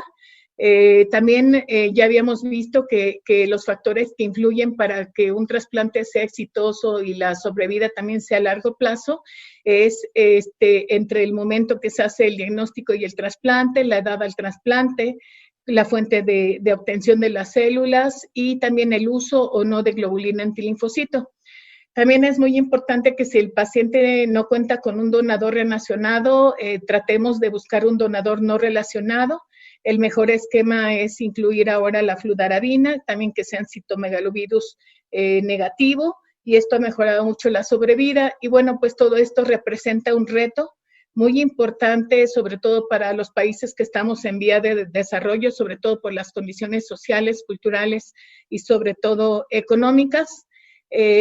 Bueno, también es importante mencionar que ahora estamos con lo de la crisis de COVID, en donde pues nos tenemos que enfrentar a muchos desafíos, a muchos aprendizajes, a muchas oportunidades de mejora y sobre todo que son situaciones dinámicas. El otro día lo veía con mis compañeros, que incluso para colocarse o retirarse un equipo de protección, esto está cambiando constantemente. Quiero agradecer públicamente a mi grupo de trabajo, a mis compañeros y amigos de la raza. Por diferentes circunstancias, a veces aparecemos unos en unas fotos, otros no, pero agradecerle a cada uno de ellos que están ahorita al frente de una situación tan difícil en todos nuestros hospitales. Mi segunda casa, donde mi profesor, el doctor Rogelio Paredes Aguilera, pues mi más sincero agradecimiento. Y pues ya sabemos que los logros de todos van a depender de muchas manos, de muchas mentes y de muchos corazones. Muchas gracias.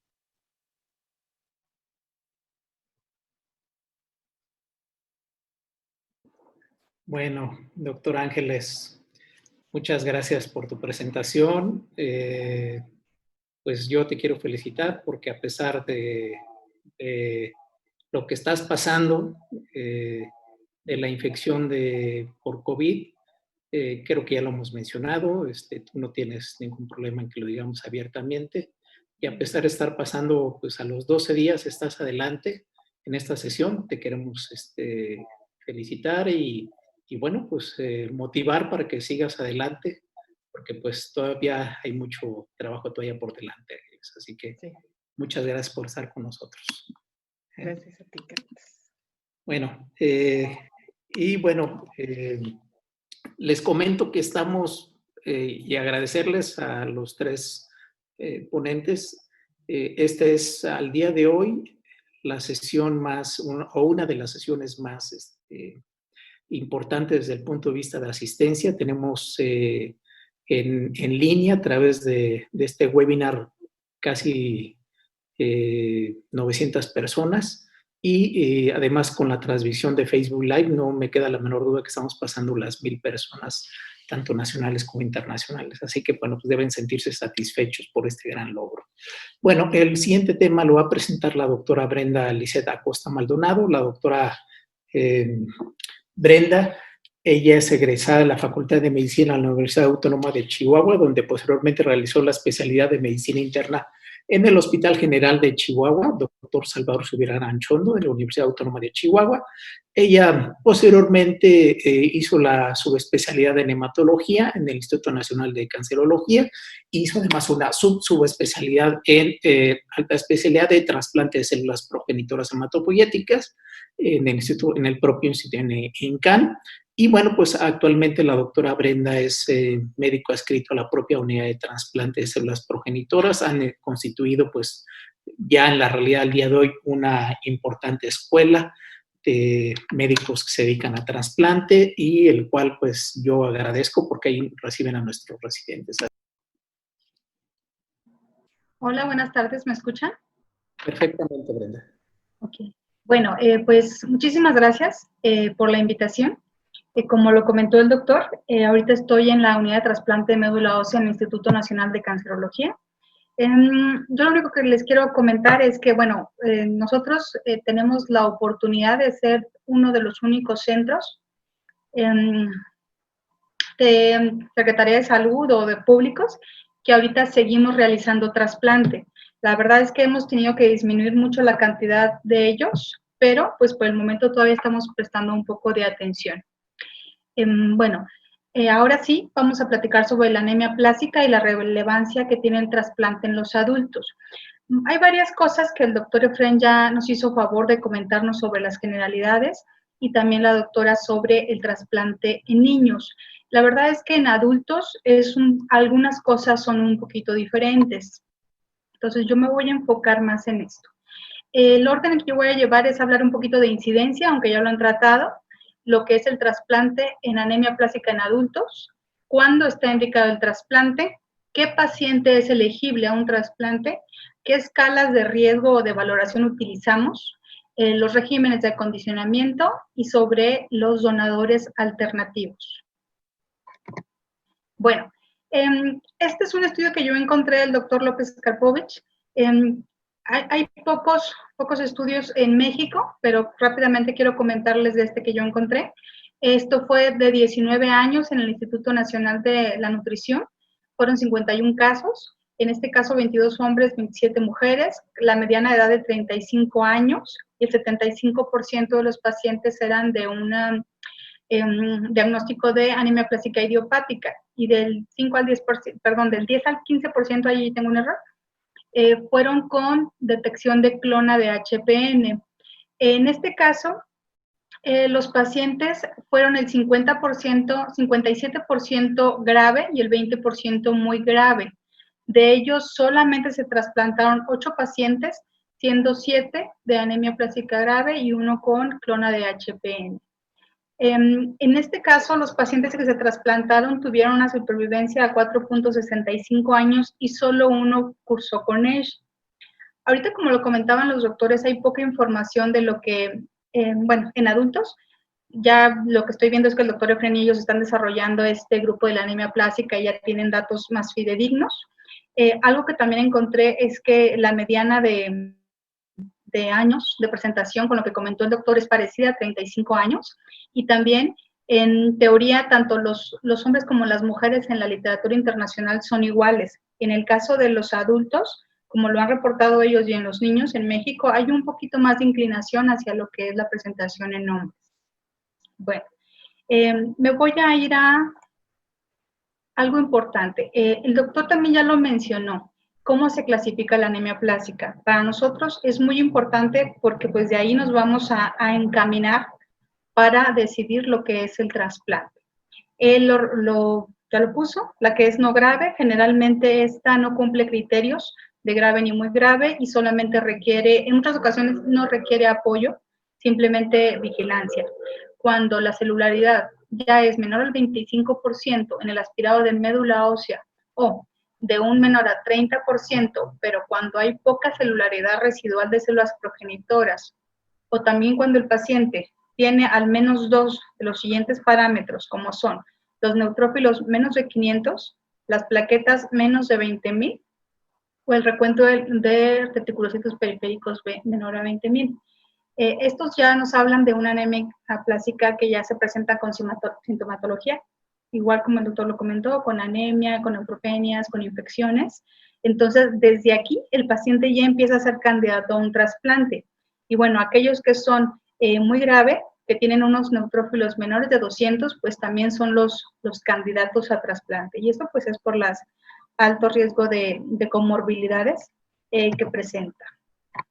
Respecto al trasplante, bueno, ya lo han mencionado un poco, pero a medida que pasa el tiempo y se mejoran lo que son los esquemas de acondicionamiento, se mejora el soporte transfusional, las fuentes de células progenitoras hematopoyéticas, las profilaxis para enfermedad de injerto contra huésped, o sea, a medida que va avanzando el tiempo, ha cambiado lo que es la supervivencia con la anemia aplásica en el caso del trasplante.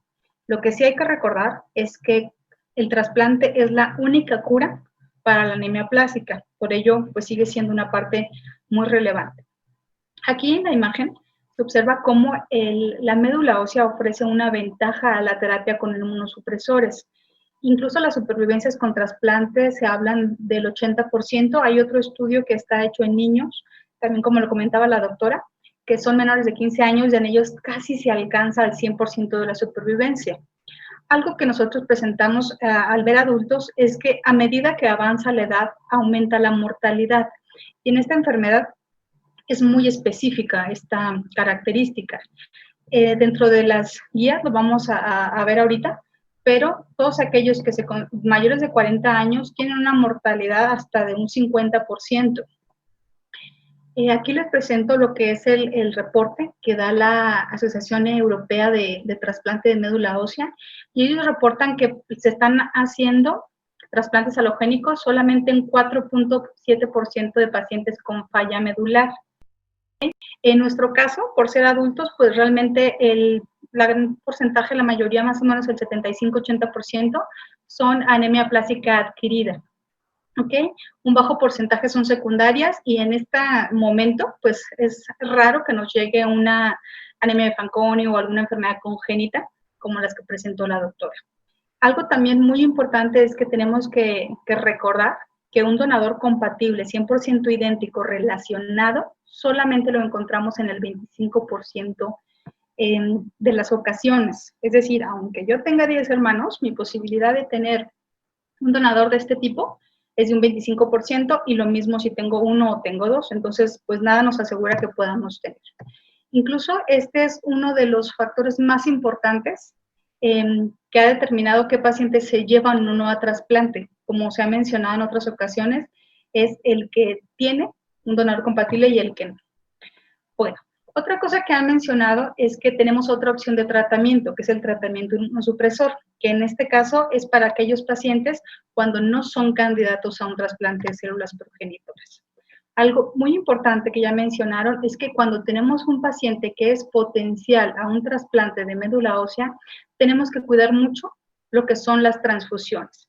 Para empezar, si se puede, en cuanto se haga el diagnóstico, buscar un donador de forma temprana para poder evitar todas las transfusiones y así disminuir la posibilidad de sensibilización. Si no se puede y tardamos más tiempo, ya sea por los recursos económicos, para poder empezar a hacer el estudio de compatibilidad o cualquier razón, y al paciente lo vamos a tener que transfundir, lo ideal es hacerlo de una manera muy precaria, es decir, solamente cuando esté muy bien indicado para tratar de sensibilizar. La otra cosa es que si tenemos un potencial donador relacionado en la familia, hay que tratar de no utilizarlo a él como donador, ni de células, perdón, ni de concentrados eritrocitarios, ni de aféresis plaquetaria. Eso es muy importante. También todo paciente candidato o incluso con el puro diagnóstico de anemia plástica tiene que tener una transfusión que sea leucorreducida e irradiada. Esto nos va a disminuir lo que es el riesgo de enfermedad de infecto contra huésped asociado a la transfusión, y también para evitar lo que es la reacción transfusional febril no hemolítica. Otra cosa importante es que, bueno, tratemos de aquel paciente, aquel receptor que sea citomegalovirus negativo, se transfunda de un donador citomegalovirus negativo. A veces esto es muy complicado, pero bueno, sí es importante en un paciente que se quiera trasplantar. ¿Okay? Algo también importante es que a medida que se ha empezado a utilizar la timoglobulina y la ciclofosfamida, han hecho que sea menos relevante lo que son las posibilidades de sensibilización, pero aún así es muy importante que lo cuidemos. ¿Okay? Ok, este algoritmo es muy importante. Ha cambiado un poco con la edad y ahorita voy a hacer unos ajustes, pero vamos a explicarlo. Ok, aquel paciente que tenga una anemia plástica grave o muy grave, de entrada ya es un candidato para valorar un trasplante. Luego nos vamos a ver la edad. Si es un paciente menor de 20 años, inmediatamente hay que hacer una búsqueda temprana para un donador disponible. También, o bueno, según otros artículos que les voy a presentar, ahorita ya se cambió y ahora se considera a todo aquel que sea menor de 40 años hacer esto, buscar inmediatamente un donador disponible. Si tenemos un donador disponible, vamos a ver si es un donador HLA idéntico relacionado. Si tenemos esto, es lo mejor de lo mejor y es cuando el paciente se va a trasplante directo. ¿Ok? Si por alguna razón el paciente, ya sea menor de 20 años o menor a 40 años, tiene un donador disponible, pues entonces nos vamos a tener que ir a lo que nos comentó el doctor, a lo que es la terapia inmunosupresora. Hay buena respuesta de los inmunosupresores, ahorita vamos a mencionar, sin embargo, tiene unas desventajas que en los adultos o en varios padecimientos siguen haciendo que el trasplante sea la mejor opción.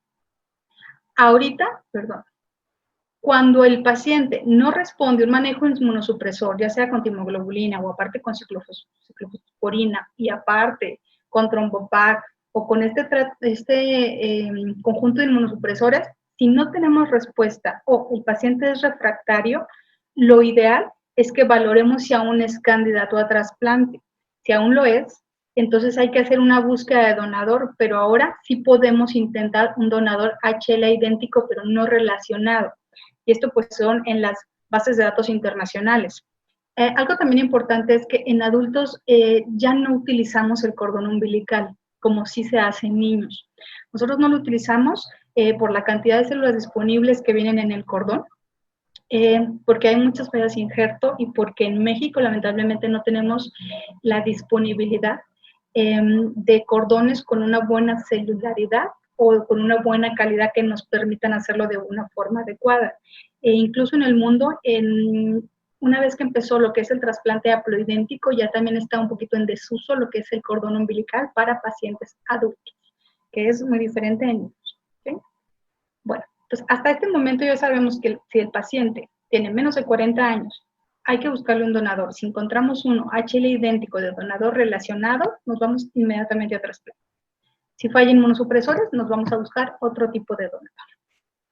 Según las indicaciones de los grupos de trasplante más grandes, que es la Asociación Europea de Trasplante de Médula Ósea y la Asociación Americana de Trasplante de Médula Ósea, ahorita lo que es el paciente con anemia plástica de recién diagnóstico tiene como estándar recibir un trasplante halogénico de un donador idéntico, que es lo que acabamos de mencionar. Cuando el paciente de recién diagnóstico no lo tiene, podemos utilizar uno no relacionado, pero 100% idéntico como opción clínica. Opción clínica es cuando el centro tiene experiencia o cuando, según la evaluación de los médicos expertos en trasplante, el paciente se puede beneficiar más de ese tipo de trasplante que de la inmunosupresión en recién diagnóstico o de otro tipo de tratamientos. Recordemos que esto es opción clínica, ¿ok? Y en el caso del donador alternativo no compatible, como es el haploidéntico, en este momento no está recomendado en el diagnóstico. El trasplante autólogo no tiene lugar en lo que es la anemia plástica. Respecto a la anemia plástica con clonas de HPN o la que es refractaria o en recaída, el estándar es el trasplante halogénico 100% idéntico de donador relacionado. En el caso de que el paciente, como lo acabamos de mencionar, no tenga un donador 100% compatible relacionado, nos podemos ir por uno no relacionado, ¿okay? Que puede ser el internacional, ya sea sangre periférica o médula ósea. Y en este caso, en ellos que son refractarios o en recaída, lo que tenemos como opción clínica es hacer un haploidéntico. ¿Okay? Entonces, quizá parezca un poquito confuso, pero lo voy a dejar un poquito más claro. ¿Okay? Algo importante es que una vez que el paciente tiene un donador, tenemos que ver si es elegible para un trasplante. Y para ver eso, tenemos que ver 4 características muy importantes. Uno es la gravedad de la enfermedad, que ya lo comentamos.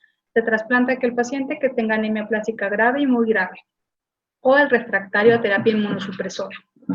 Luego, la edad. La edad ya lo mencionamos también, aquellos menores de 40 años son elegibles para trasplante.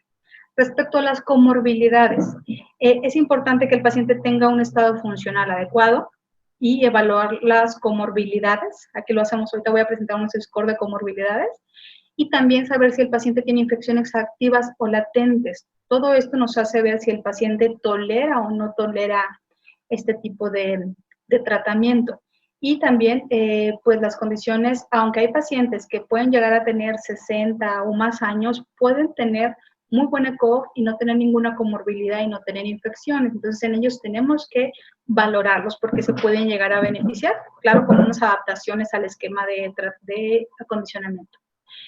Y respecto al tipo de donador, ya lo dijimos, tiene que ser idéntico, relacionado. Si no tenemos esa opción, nos podemos ir al idéntico no relacionado, y si no tenemos esa opción, entonces tenemos que ser muy cuidadosos para ver en quiénes damos uno no idéntico, no relacionado, como sería el haploidéntico. Bueno, respecto a las escalas de riesgo.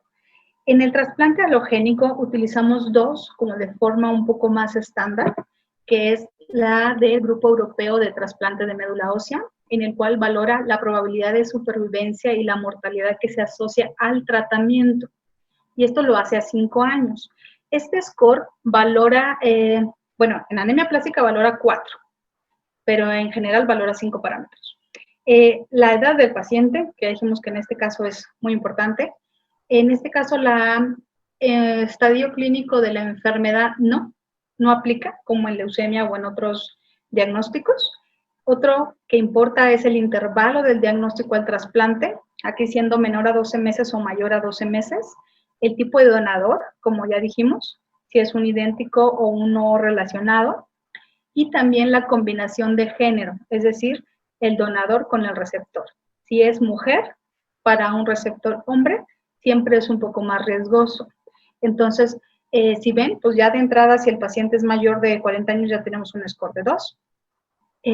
Si se retrasa el trasplante, que a veces sucede en aquellos lugares que no tienen la disponibilidad para hacer los estudios, o por cuestión económica, o porque se está haciendo una búsqueda porque no se encuentra un donador relacionado, pues ya hay otro punto. Cuando no es relacionado el trasplante, o cuando el donador es mujer. Todo esto nos va dando un puntaje y nos va dando la posibilidad de una menor supervivencia a medida que avanza o que hay más puntaje, y también qué tanto puede haber de mortalidad durante el trasplante para el paciente. Aquí se ve una gráfica. Este estudio no es específico de anemia plástica, la verdad es que aquí se valoraron muchas enfermedades, pero sí hay un número importante de pacientes con anemia plástica, como se los puse aquí, que son 4,252. Por eso lo tomamos en cuenta. Como dijimos, a medida que el puntaje avanza, pues es más la posibilidad de que haya mortalidad relacionada al trasplante y menos la supervivencia. Entonces, es un dato que nosotros tomamos para valorar a los pacientes que ya tienen un donador. Luego, hay otro score, que es el HCTCI, que es un score de comorbilidades, que ha sido adaptado de otros, en el cual se evalúan 17 comorbilidades, y va a un puntaje desde el 0 hasta el 29. Y aquí medimos la función pulmonar, la hepática, la cuestión de si el paciente es obeso, si tiene diabetes, si tiene alguna enfermedad reumática, si hay úlcera péptica, si utiliza algún tratamiento psiquiátrico, si tiene alguna enfermedad activa o necesita algún tipo de antiinfeccioso. Entonces, esto ya empieza a ser importante, obviamente, en los adultos, cuando ya empieza a haber muchas interacciones con esto.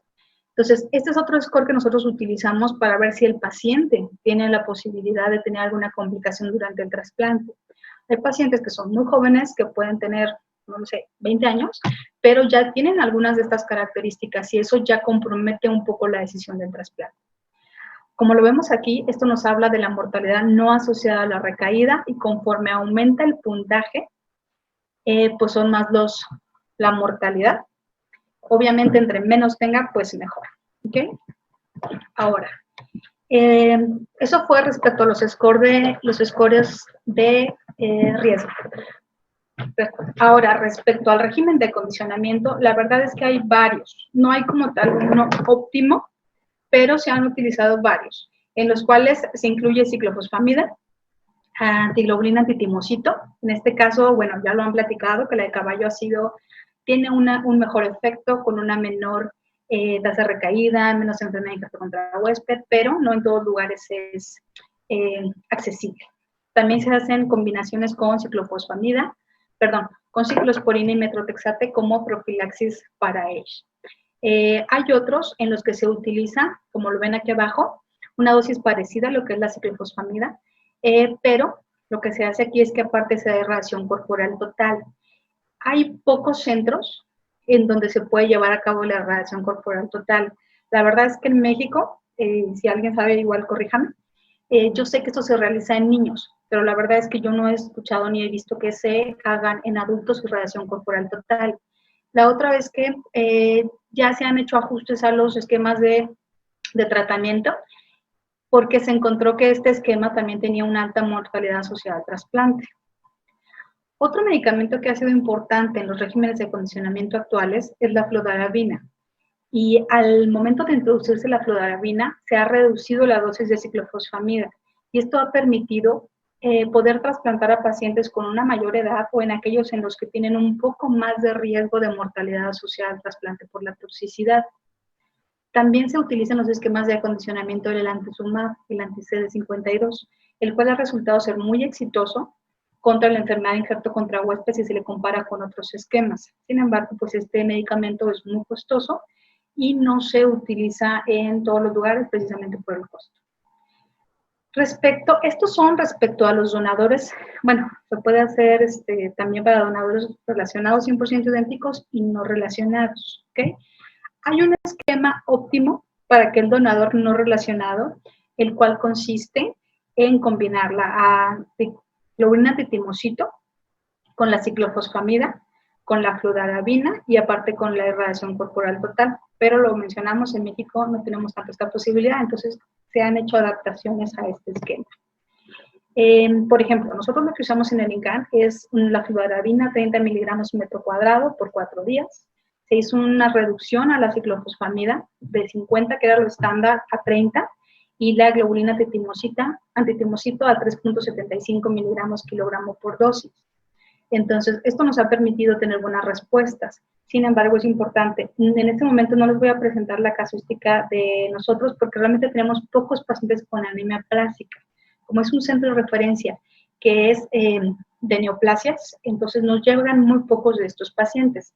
Tenemos una casuística más o menos de 8 pacientes en los últimos 10 años. Sin embargo, no la tenía actualizada para presentárselas el día de hoy.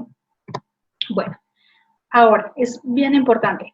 Como ya dijimos que el donador 100% idéntico es de un 25%, es importante ver si tenemos otro tipo de donadores alternativos y más siendo que el trasplante es la única opción curativa. Y para eso tenemos que tener en cuenta, esto ya no lo voy a mencionar porque el doctor Efren ya mencionó lo que es el tratamiento inmunosupresor. Solamente lo que les quiero mencionar de esto es que una parte de pacientes responde, pero cuando ya son refractarios a estos o ya no presentan una respuesta, pues tenemos que buscar una opción para el paciente.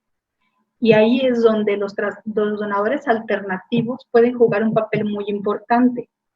En este estudio, esto es también muy, muy relevante. A pesar de que los pacientes responden a los inmunosupresores, se ha visto que pueden hacer se hacen,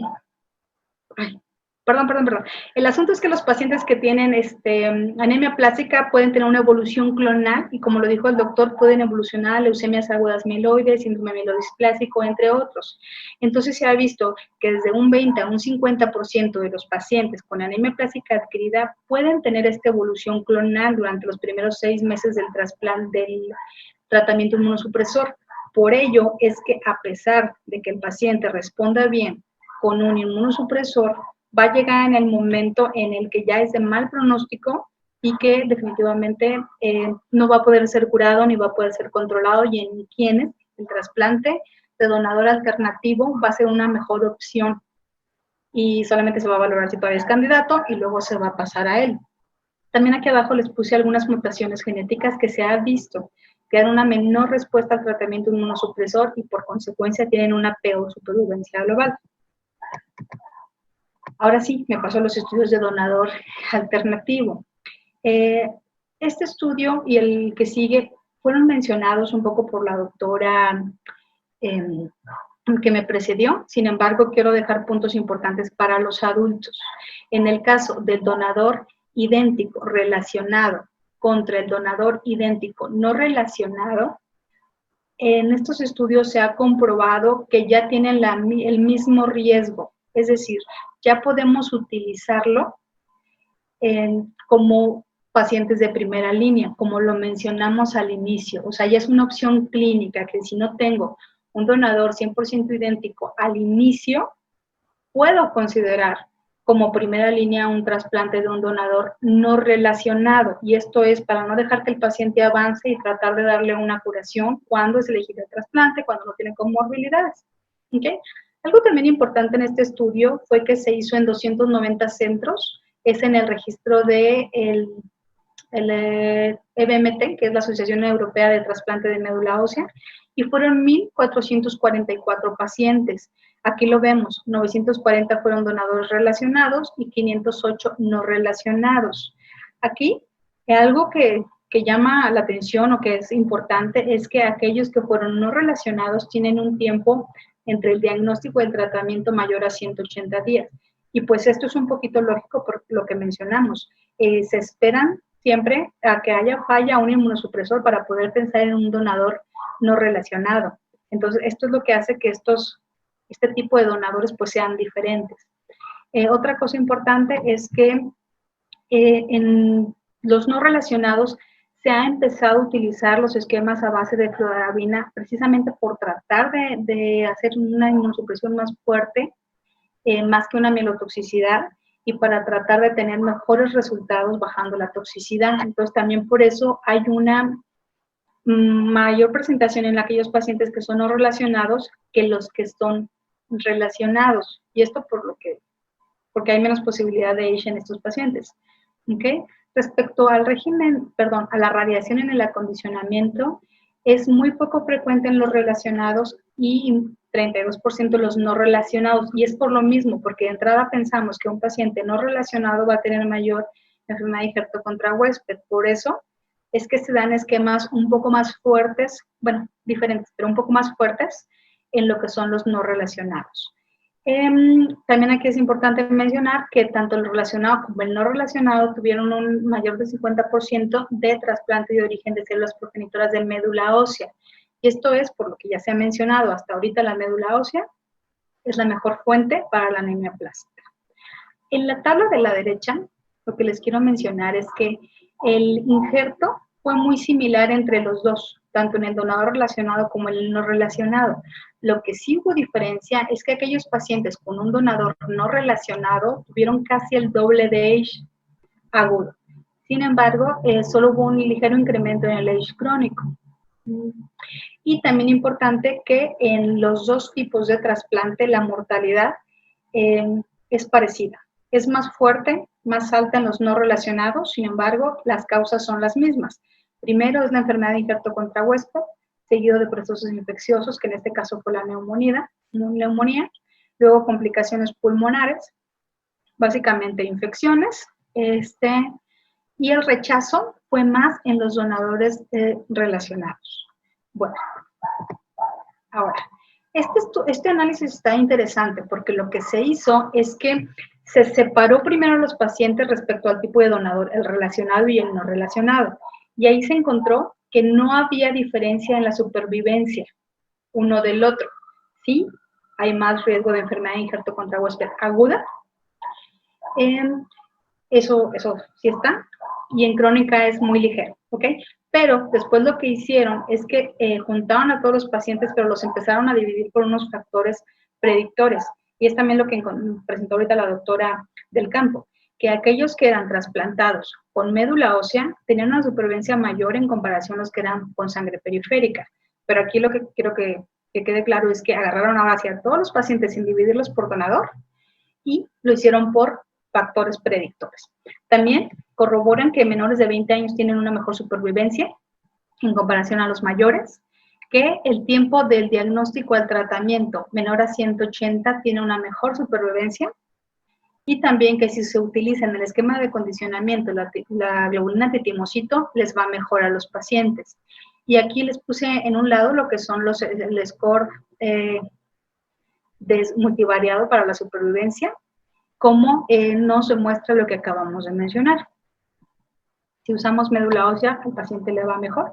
Si es menor de 20 años, si del diagnóstico al tratamiento es menos de 180 días, y si utilizamos en el esquema globulina antitumocito, son los predictores en este tipo de enfermedad.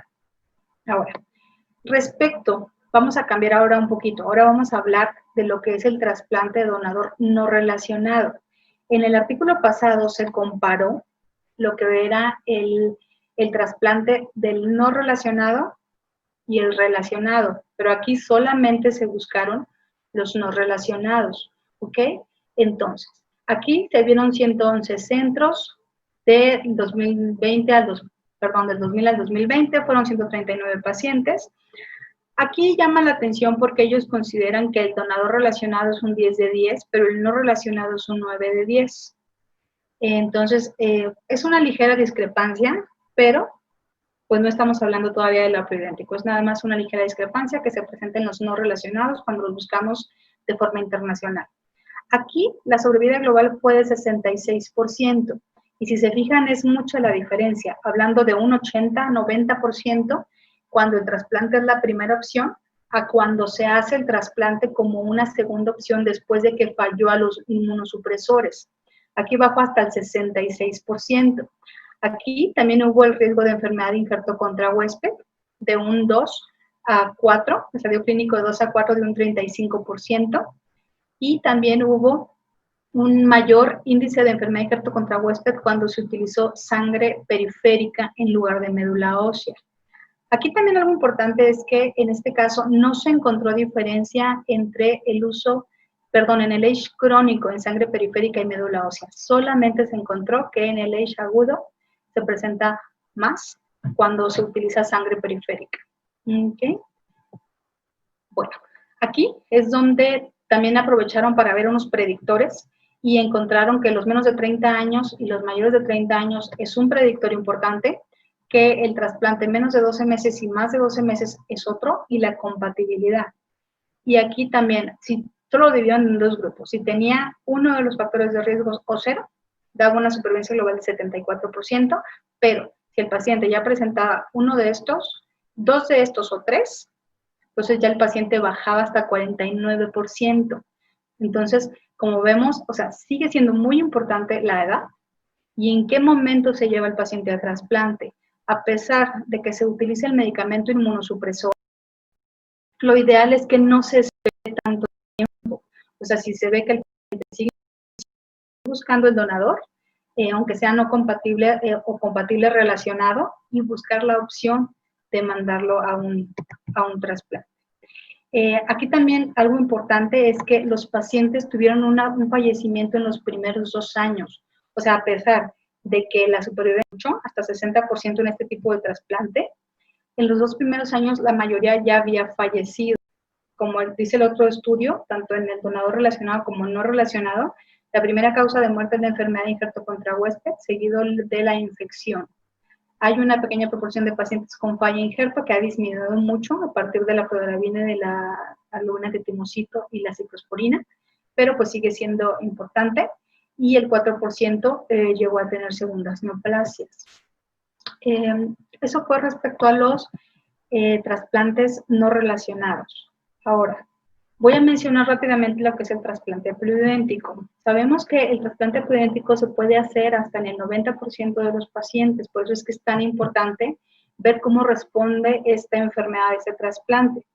En este caso se utilizó solamente en aquellos que habían fallado al inmunosupresor.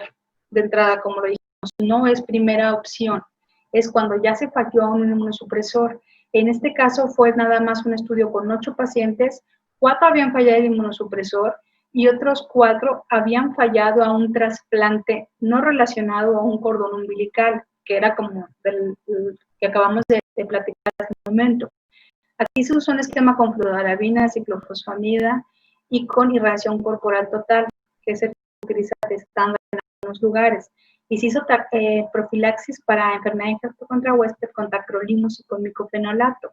Sin embargo, aquí lo que se vio es que 2 de los 8 pacientes murieron por falla de injerto y 1 por infecciones. Entonces, la conclusión de este artículo es que el trasplante pluriidéntico no es una opción para los pacientes con anemia plástica adultos que fallan a trasplante. Todavía es mala la mortalidad y todavía hay complicaciones. Se puede llegar a pensar así, como segunda línea. Y en pacientes que ya tengan más edad, pero que todavía sigan siendo candidatos, en los cuales el paciente tiene altos requerimientos transfusionales, ya falló a lo que es el tratamiento inmunosupresor, se puede llegar a pensar, pero no tiene tan buenos resultados y eso siempre hay que aclararlo. Bueno, ya para terminar, la conclusión es, todo paciente con anemia grave o muy grave, aquí lo vamos a modificar, menor a 40 años, se tiene que considerar con un trasplante alogénico de un donador idéntico en primera línea. Sabemos que esto es un poquito difícil en México por la disponibilidad de llegar a los servicios de salud a los que se realizan y por los costos, aunque ahorita hay apoyos, ¿ok? Pero como mencionaba el doctor Efren, ahorita nada más el 10% de los pacientes mexicanos tienen este acceso, ¿ok? Otra cosa que ya está establecida es que sigue siendo la médula ósea la mejor opción de origen de células progenitoras en el trasplante en anemia plásica. Sangre periférica se asocia más con el agudo. En pacientes con más de 50 años que no responden al inmunosupresor, que tienen buen ECOG, deben ser evaluados para un trasplante de médula ósea. Y aquellos pacientes que tengan clona de HPN o se les encuentra alguna alteración genética que vaya a llevar a una evolución clonal, también se les tiene que buscar. Incluso si no tenemos un donador relacionado, verlo de primera opción para un donador no relacionado. Y respecto a la mortalidad, sigue siendo la enfermedad de injerto contra huésped y la infección la causa más frecuente de defunción en este tipo de pacientes. Y bueno, para terminar, pues solo mencionarles esto, que el cuidado del paciente de trasplante inicia en la consulta de primera vez, pero no acaba con el procedimiento. Y esto es pues por todas las complicaciones que podemos tener asociadas al tratamiento y por todo lo que conlleva la ciclosporina, los niveles, el citomegalovirus, o sea, todo lo que hacemos en un trasplante tan complejo como es un alogénico. Y bueno, esto pues es todo de mi parte. Y no sé si tengan preguntas o si seguimos. Muchas gracias, doctora Brenda, por tu presentación.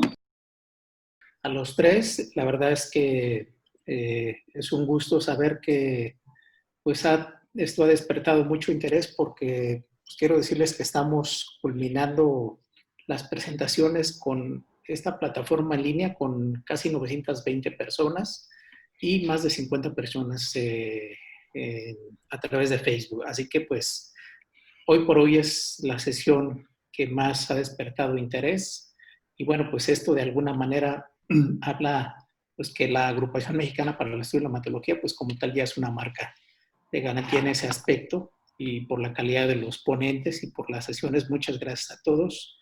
Efren, Ángeles, doctora Brenda. Hay varias preguntas, voy a tratar de sintetizarlas todas. Hay también varias preguntas para ti, doctor Montaño, es con respecto de la primera línea de tratamiento. Fundamentalmente va dirigida a los adultos. Pues todas las preguntas dicen, ¿cuál es la mejor primera línea? Usar el trombopac con globulina, usar el trombopac con ciclosporina, usar el trombopac nada más con danazol. Digo, son como 10 preguntas, pero todas son respecto a qué es lo mejor. O puro trombopac como puenteo para llevar al paciente a trasplante. Entonces, todos van dirigidos a esta primera línea.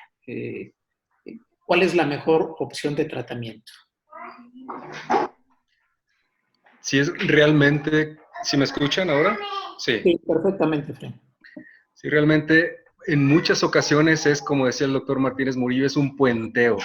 Los pacientes, como decía la doctora Brenda, que no en los primeros meses o en los primeros 6 meses que tengan o que puedan trasplantarse, que es el mejor tiempo o el óptimo para que puedan tener mejores resultados después del trasplante, si no existe esa posibilidad, tenemos ese puenteo con el trombopac y la combinación que mejor resultados da es con ATG, ciclosporina y el trombopac, pero también esa combinación triple es la que tiene mayores complicaciones infecciosas y retrasa aún más, se vio en estos pacientes, el que puedan llegar óptimos físicamente pues a un trasplante.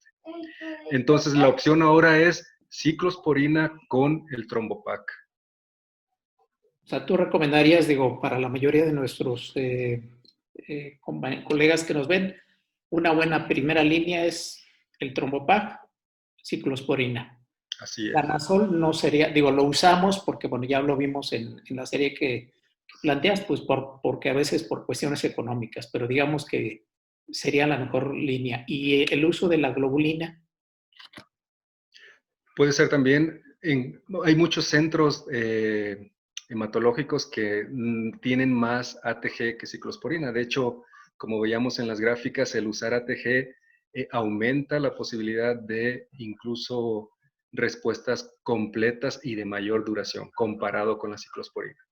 Pero decía, más complicaciones infecciosas que si el paciente es joven le retrasarían un trasplante de médula ósea que finalmente, como se ha dicho, es lo que lo curaría. Pero si no hay ninguna opción de que el paciente pueda trasplantarse, tendría que ser ATG con el Trombopac, que sería la mejor combinación. Bueno, y otra pregunta que desde el principio surgió, ¿han encontrado ustedes, porque pues han encontrado para otras citopenias, la asociación entre ranitidina con anemia plástica particularmente? No, en los 82 pacientes que nosotros recolectamos, que bueno, ya van 120, pero faltan agregar todos esos más, ninguno con algún medicamento. La mayor asociación, hubo unos pacientes que tuvieron hepatitis B activa y que también tuvieron anemia plástica, pero se controló la infección y el diagnóstico de anemia plástica siguió, no fue relacionado con tal. Pues. Vale, okay. Bueno, es que yo creo que la primera línea muchos cuestionan porque, bueno, yo creo que es por la facilidad. ¿Y qué tal el uso de Danazol? Ya para concluir con el doctor Montaño. ¿Qué tan recomendable es que demos Danazol? ¿En qué sí, en qué no? ¿En qué casos podría responder el paciente? Definitivamente en los muy severos y severos no. Podemos darlo en leves y moderadas, que es no como tal una indicación, pero si lo tenemos a la mano, pues es lo único que nos podría ayudar. Y también vimos una gráfica que las fallas medulares, sobre todo anemia de Fanconi y esos, tenían algún tipo de respuesta con el uso de andrógenos, no la idiopática, la que comúnmente vemos en los adultos. Vimos también que solo el 9% de los que usaban Danazol o algún otro andrógeno tenían alguna respuesta parcial a largo plazo. Pero... Claro.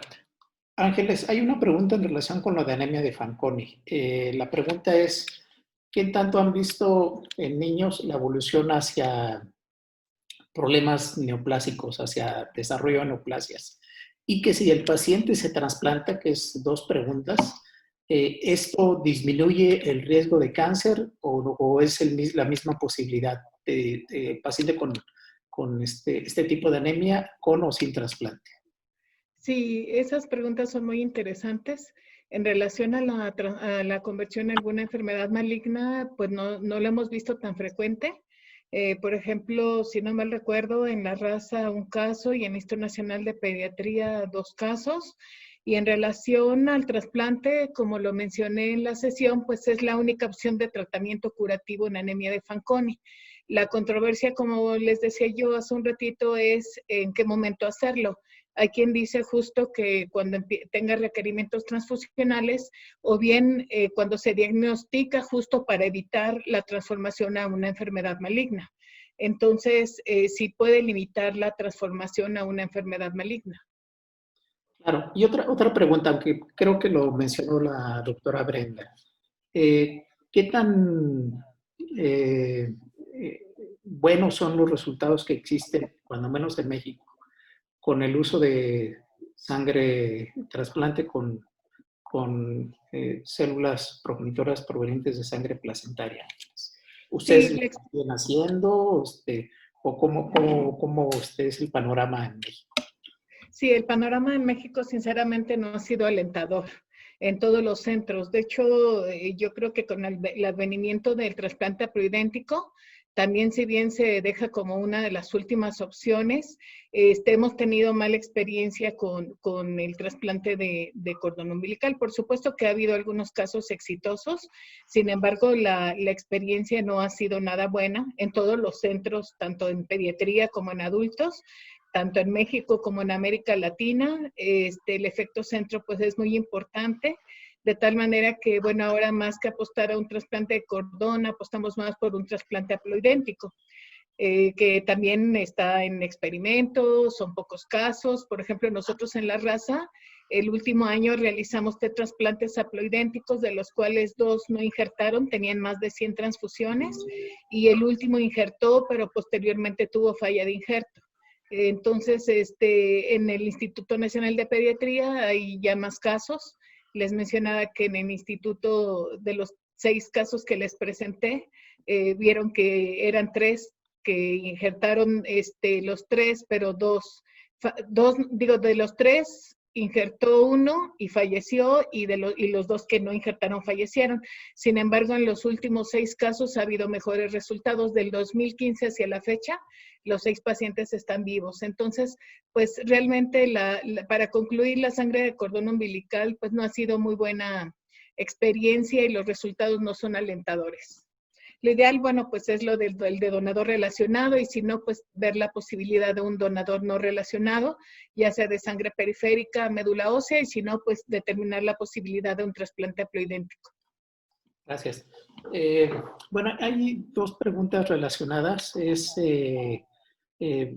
Una es acerca de la evolución pre-trasplante y post-trasplante del paciente con anemia plástica, doctora Brenda, hacia evolución HPN o una LAM o un síndrome mielodisplásico. Pero bueno, para cualquiera de los seres quiera contestar, ¿qué tan frecuente han visto en pacientes pre-trasplante que evolucionen a esto, antes de que lleguen a trasplante o que no alcancen a llegar a trasplante?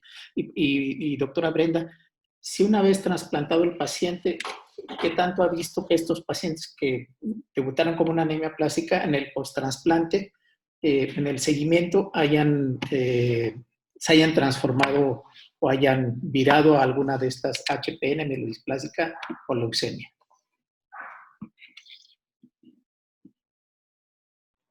Bueno, respecto a lo que menciona, tanto la primera como la segunda están un poquito relacionadas. Según los estudios, una de las características que tienen los pacientes que se trasplantan es que no hay una evolución clonal. Entonces, en teoría, estos pacientes tienen una baja posibilidad de llegar a una leucemia aguda secundaria o un síndrome mielodisplásico. Hay uno de los estudios que mencioné que tiene una frecuencia de menos del 1% en pacientes post-trasplantados. Respecto a los pacientes que no se han trasplantado, hay varias series, pero hay unas que reportan que hay clonas de HPN en alrededor del 10 al 15% de los pacientes que se han estudiado. Incluso hay otro estudio donde menciona que la clona puede estar hasta en el 50% de los pacientes. Entonces, bueno, definitivamente aquellos pacientes que ya tienen clona, pues ya es una enfermedad que con mayor razón se tiene que llevar al trasplante. Pero en teoría es uno de los beneficios del trasplante, que hay poca posibilidad de que llegue a una leucemia secundaria o a una evolución clonal. Ok, perfecto. Pues creo que básicamente tratando de sintetizar todas las... Hay muchas felicitaciones, por supuesto, que les agradó todas las ponencias. Para ti, Ángeles, particularmente te mandan pues saludos, palabras de aliento por la situación que has transcurrido, y en general creo que o la mayoría de los comentarios para los 3 conferencistas del día de hoy, pues no deja de ser que puras palabras de entusiasmo. Entonces, como conclusiones finales, antes de regresar la palabra a nuestro presidente, primero, pues agradecerle, y seguramente el doctor va a hacer lo mismo, a nuestros conferencistas, igualmente agradecer a la compañía Sanofi por el gran que dio el apoyo para llevar a cabo esta sesión académica sobre anemia plástica, que realmente creo que nos vamos muy satisfechos y y gratamente sorprendidos por la respuesta que hubo en relación a ellos. Así que agradecemos a Sanofi y a Adriana y también a todos nuestros asistentes en línea que llegaron prácticamente en un momento determinado hasta 920 personas que estábamos cerrando. Y más los que les digo que estábamos en Facebook Live, y bueno, pues agradecerle prácticamente a todos los de la República Mexicana, comentarles que pues estuvieron prácticamente todos y agradecerles a nuestros amigos que nos sigan acompañando cada semana a las sesiones. De Perú 16 personas, de Bolivia 14, muchas gracias. A Ecuador 6, a Colombia 5, Nicaragua 3, Venezuela 2, de Estados Unidos 2, de El Salvador una persona, imagino quién es, Argentina 1, Paraguay 1, República Dominicana, aparte de la doctora Dolfina 1, Honduras 1, Canadá 1, España 1, Mónaco 1 y bueno, pues de toda la República. Así que pues muchas gracias a todos y voy a permitir cederle las palabras de despedida a nuestro presidente, el doctor Óscar Hernández Zamudio. Gracias, Carlos. Y pues lo que tú has comentado, lo mismo, agradecerles infinitamente a la doctora Acosta, al doctor Montaño. Ángeles, que te recuperes y que te vaya muy bien. Y gracias por tu participación. Y Carlos, pues ya lo tienes todo dicho. Agradecerles a todos los que nos han visto el programa en línea y pues vernos para el próximo miércoles que tenemos también una sesión extraordinaria. Muchas gracias. Buenas tardes. Pues igualmente, muchas gracias. Nada más antes de despedirnos, si me permiten compartirles, como bien dice el doctor,